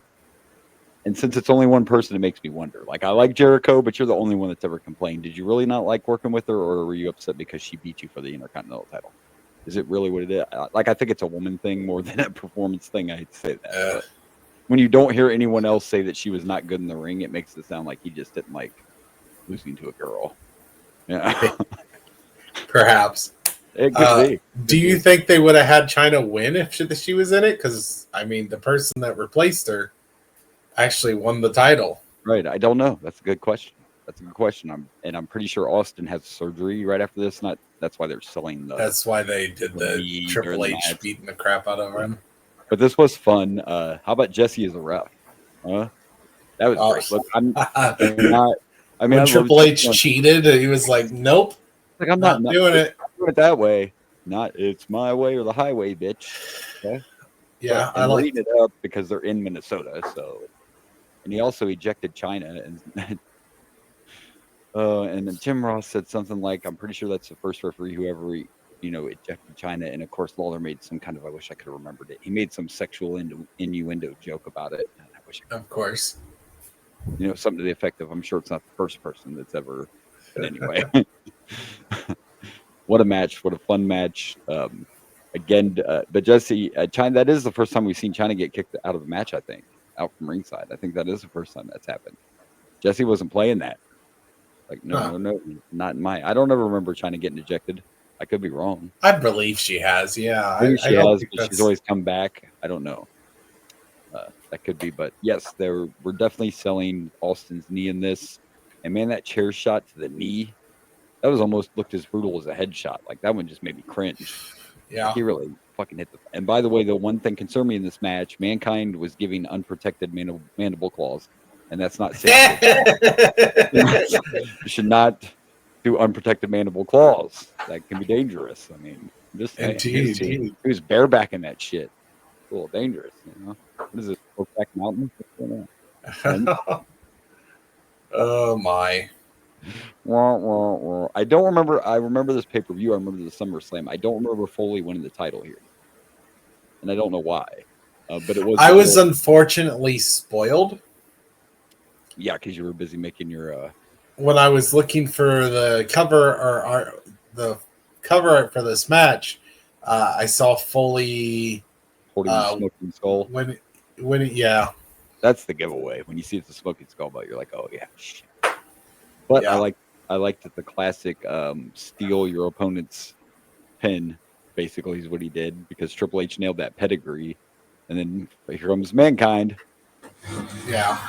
Knocking Triple H out of the way, but give him credit because he thought that wasn't enough. He went ahead and gave him the double underarm DDT as well, just to make sure Stone Cold was done. And Mrs. Foley's baby boy's the new champ, and then Triple H just continued to beat the piss out of Stone Cold and attack that knee. Were you waiting for someone else to come out? Because I was. Like, I don't kind totally, but I was just waiting for someone. By the way, we forgot to mention during the match when Jesse pulled his little I'm not counting that pin that way, Shane came out to try to get in his face. Oh yeah. Yep. And he got a Stone Cold stunner for his troubles. Shane needs to teach his dad how to take a stunner, because that was a good sell. That wasn't a Vince McMahon sell. That was a good sell. Yeah, Vince was the worst when it came to stunners. I was actually kind of waiting for Jesse to get physical, but again, I don't think he could. I mean, I don't think they want the governor to get physical in a wrestling match. I'm guessing. Yeah, possibly. Again, we got to remember, a huge deal, because Vince and Jesse had a bad history together. So the fact that this happened surprised a lot of people, but Vince saw dollar signs. Like, I feel if Vince was still in charge, I don't think Jesse Ventura would be doing commentary on Saturday Night Main Events. I'm glad he is, but if Vince was still in charge, that wouldn't happen. It's, they say never in wrestling, but that's one relationship I don't see ever healing between those two. So yeah, well, as we've talked earlier with incest and shit, fuck Vince McMahon. Fuck Vince McMahon. I'm sorry, but holy shit, dude. I can't believe. I mean, I know it's supposed to be just a storyline, but why? Like, yeah, why did you even think that was a good idea? Cross your mind. Yeah, that's the problem. This isn't The Hills Have Eyes. This is WWE. And knowing the sick things that Vince is into, Like, makes it worse. It makes it seem like you picked that for a reason. Yeah. There's a reason you wanted to do an incest storyline. Yeah. And even other ones that may not be as gross, but still, like Kurt Angle made out with his wife and his daughter. Like, and that was Vince's ideas. Of course. And Eric Bischoff also got to make out with both of them. And in an interview, Eric said it was really weird to be standing across from Linda McMahon and or Stephanie McMahon and hear Vince in the background going, "That's it, give it to her, put a little tongue in there." You know, Eric's like, it was a little weird. He's like, "Don't get me wrong, Linda's sweet, Stephanie's beautiful, but there's just something about the father or husband being in the background going, that's it. Yeah, get in there, get that tongue down in there." Vince is a creep, dude. Grab her a little bit. Yeah, you're not kissing my wife right. Like, that just doesn't sound. Yeah, the more we learn about Vince, the more you know, the more you don't want to know. And then you're shocked why you weren't invited to the fucking Hogan tributes. Come on. As long as TKO, you will never, like, you're not. Although I imagine Hogan would have been fine with Vince there. He would have been, but here's my feeling: like, you can't erase Vince. I get that. You can't. Like, literally, you can't. You could try to remove all the physical evidence that Vince, but it's never going to happen. You can't erase him. Doesn't mean you have to still embrace him. There's a difference. Yeah. You can't erase him. Doesn't mean we have to embrace him anymore. And of course, they didn't bring that fucking tribute. That would be horrible timing. Like, no. I have a question. Yes, go ahead. I feel like he's either around already and we just haven't seen him for reasons, or Chris Benoit. Did they take out all Chris Benoit now? No, they didn't. But he's not there yet. Oh, he's just not there yet. No, okay. No. I was assuming he was. No, because he shows up with. Remember, they all four show up. He shows up with Saturn and Dean Malenko and Eddie, and they all show up together as the Radicals. And it's right before the WCW purchase, so it'll probably happen before the end of this year or the very beginning of next year. But yeah, he's not here yet. No, Benoit stuff's still on the network. It's still there. Good. I don't want him to be taken out. I mean, I'm pretty sure they did at first. Let's see. I want to just see if I can Google. Keep talking. I want to Google real quick, see if I can see when they debuted. But yeah, they all came in together. Benoit was part of that group that jumped, and that was before the. Because I don't get me wrong. Oh, we are real close. Fuck Benoit. July of this year is when the Radicals are going to debut. When was SummerSlam? Isn't SummerSlam normally in? Back then August. Back then it's probably different, right? Hold on, let me pull this up. We just said it during the introduction. I'm horrible. I literally said when this was, and I forgot already. Well, this you is mentioned. So the Radicals have appeared, but we haven't seen yet. And they may not have wrestled yet because at first they just started like setting in the audience when they first appeared. So Gotcha. So maybe we just haven't seen them. But yeah, we're about to get Benoit. I hope they don't get, because I do kind of want to watch his matches. I recognize the man is. I mean, again, to me, it's kind of what I just said about Vince, right? Yeah, we don't have to embrace him now, but this two different things. I'm not opposed to watching his matches because of what happened. I want to see his character. And honestly, with Benoit, I think he had some kind of brain damage. I don't think that was the type of person he was. Christopher Nowinski's talked about it a bunch because he became a big advocate, and I've said it more than once. If you see the brain scan of Benoit, it was more damaged than not. Like, most of his brain was red, which is signs of damage. So, and just the way it all happened, yeah, it had to be some kind of, not justifying it here, just so everybody knows, but no. It was definitely not, and everybody that knew him said the same thing. Like, that's not something that doesn't sound like him. That doesn't, and the way it happened, and for it to happen over 2 days and stuff, yeah, it was definitely not normal. He had a psychotic break, is what. Absolutely. And I think the reason he killed himself, I don't know if killing himself was even a plan. I'd be willing to bet he realized what he did and just was in a place. I think he was way out there, mental-wise. Yeah, because I believe he killed his son first, I believe, on the first day. Didn't even do them both the same day. One the first day, then his wife and himself the next day. And then the Bible verses being highlighted and the Bibles it was just, weird stuff. But yeah. Anyway, but I was just curious because I know we're getting close. Yeah, he has not been erased as far as I know from anything. As far as I know, I've seen clips show up too and besides if Peacock for some reason decided not to have it, you can watch that shit on YouTube and it'll still be there. So, but I don't think he's been erased as far as I know. Anyway, way to bring the show down. Gosh, bummer. Sorry. Gosh, trying to cripple our momentum. Fair enough. Anyway, let's rank this. Fair enough. Main event. Let's do that. So are you gonna go first? Because I'm trying to. Are you calling me a goat? I can go first. It was fun. It was entertaining. There was so much good stuff on this SummerSlam. That's what makes everything so hard. I'm kind of conflicted here. You know what? I'm gonna go ahead and give it a 4. I'll give it a 4. There's 4 people, including Jesse, so I'll go 4. I'm gonna go 4 too. I'm gonna go 4 as well. Yeah, it was a fun main event. I liked it. I liked Jesse the body being there. I like Jesse the body. Yeah, and it's not a bad problem to have if you just got done watching a pay-per-view and you were like, man, that's a great main event, but the whole thing was so good. There were a lot of good matches other than... There was. In fact, our next segment is going to be very hard. There was one shitty match and then one questionable decision match. But other than that, it's been a good SummerSlam. It has been. I agree. And you're right.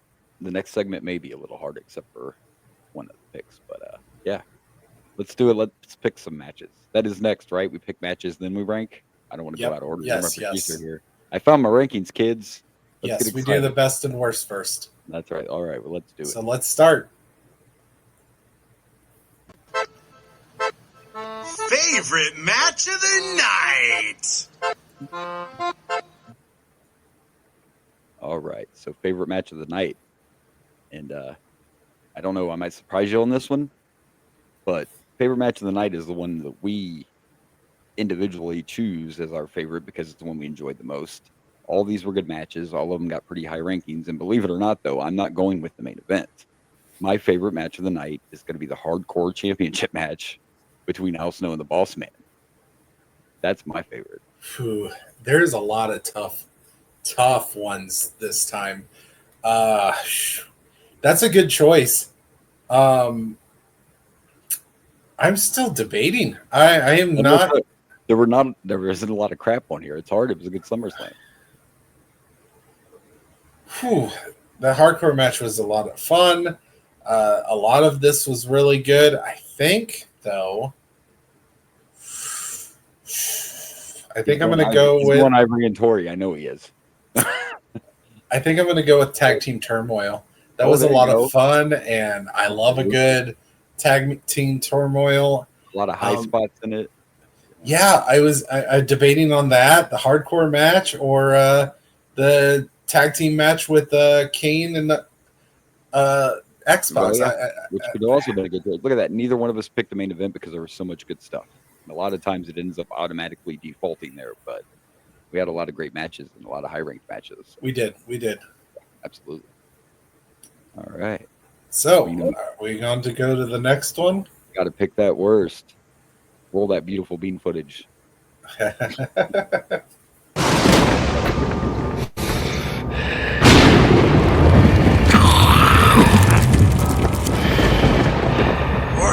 match of the night. And I know I'm going to sound like a broken record, and my co-host here does all sorts of amazing, great videos. That's still one of my favorites, probably because of my love for horror. Yeah, me too. I love it too. I do get that this next one could go a couple of ways, but I gotta go by the actual worst match and not the worst decision. So I have to go Ivory and Tori because that was a shit show. It was short, but it was horrible. And not just, and it was horrible wrestling, not horrible booking. It was just bad. It was bad. See, I'm going with the worst decision, which is the Kiss My Ass match. Kiss My Ass match. I've been Ivory and Tori was short, bad, but if you wouldn't have picked that, I think everyone would have been disappointed because you had plenty. I really went on the rage. Yeah, obviously that should have been your pick. Yeah, absolutely. And it's probably not fair to either of these people because Vince probably chose that decision too. I mean, because the match itself was decent. Maybe this isn't unfair, but at the end of the day, it's them doing their job. Because, like I said, The Rock said he wasn't a fan of any of it, but they do it until you get to the point where you can say no, and some wrestlers get to that point. Now The Rock can do whatever the fuck he wants, but Vince isn't around either. But every wrestler can get to a point, but when you first start out, you got to do what you're told. Like that's the only way to make it. And yeah, it's just the way it is. So, but yeah, can't disagree with that pick. Those were the two bad matches in this whole. I didn't even hate the Lions Den match. No, it wasn't that bad. Not this time. I mean, for the longest time, that women's match was going to be my top or my worst, but I was just really disappointed. I said "what the fuck" too many times during that match, so that kind of makes it. It's got to make it worse. I'm just like, "What the fuck?" Yeah. What is happening? All right, well, let's get back to. Dude, I haven't done this in a minute, huh? Let's rank them.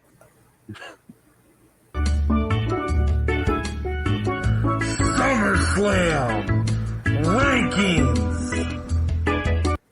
Hey, I dig it, man. Does that sound Jamaican or not? I wasn't going for Jamaican. I was going for I tried finding. That's summer though. That's I tried going with like a summer sounding, because I had one for SummerSlam already, but I was like, it really doesn't fit the vibe, so I updated it. Yeah. And speaking of updated, I also took the time and I updated. I didn't change my order on this list, but I updated it to make it a little less generic. I have the years next to each of them instead of just saying like SummerSlam 1, 2, and then I got little notes to remember why, I picked. Yeah, these. I really need to do that. Or at least what the main event is or whatever. So I did update it a little bit. So here we go. We now have 12 SummerSlams going from worst to first. At number 12, I have SummerSlam 88. That's the original, which was the Mega Powers of Megabucks. At number 11, I have SummerSlam 94, which was Taker versus Taker. We can understand why that's there. At number 10, I have SummerSlam 89, which was Hogan and Brutus against Macho Man and Zeus. Another banger there. 8 is SummerSlam 91, and that was the SummerSlam where Macho and Elizabeth got married. Yeah. At number 8, I have SummerSlam 90. That was the Ultimate Warrior and Rick Rude in a steel cage. At number 7 is SummerSlam 93. That was Lex Luger and Yokozuna. At number 6, I have SummerSlam 98, which was Stone Cold and Taker. I don't remember anything else about that pay-per-view or that particular one except for that. At number 5, I have SummerSlam 97, and that was Taker and Brett, and that's when Austin got his neck broke by Owen. Number 4, I have SummerSlam 92. That was Wembley Stadium, Brett and Bulldog.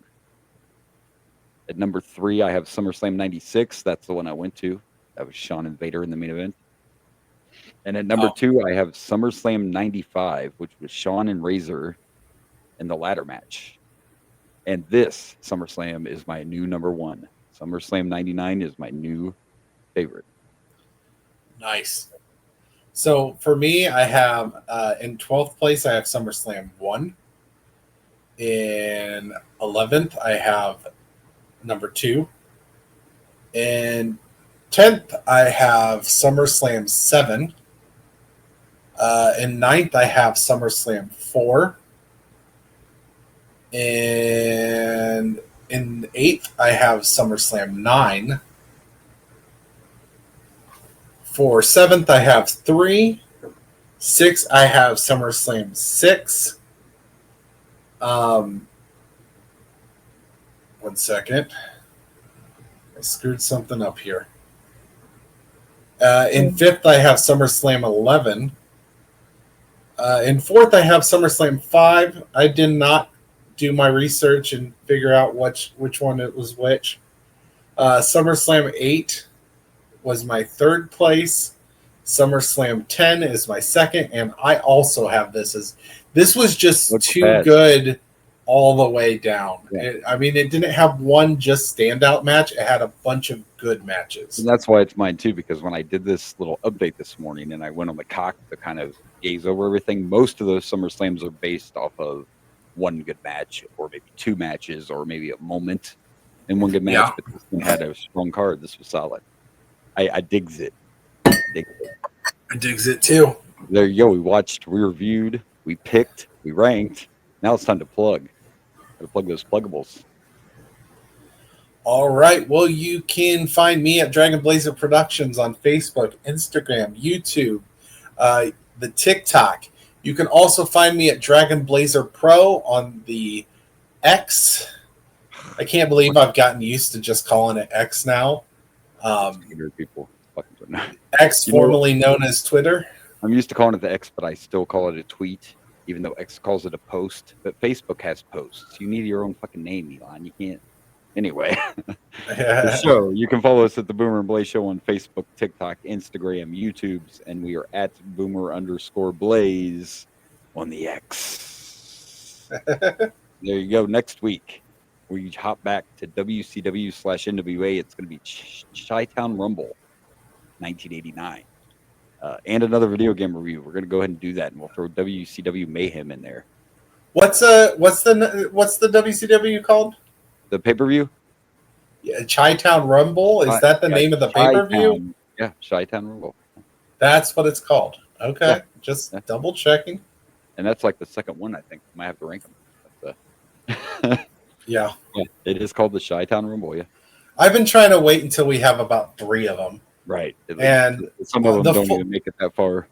In the fully loaded, I'm probably not going to do rankings because we only have 3. Well, yeah, and then it disappears. Let me double check, but I'm pretty sure that this is just the Chi-Town Rumble and not like a Stargate or anything. It's just.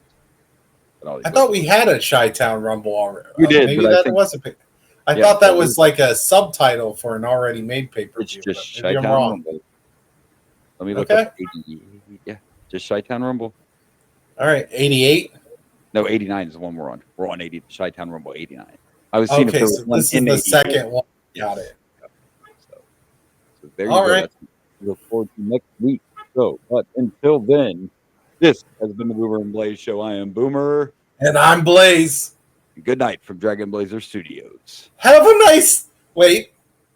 bad day.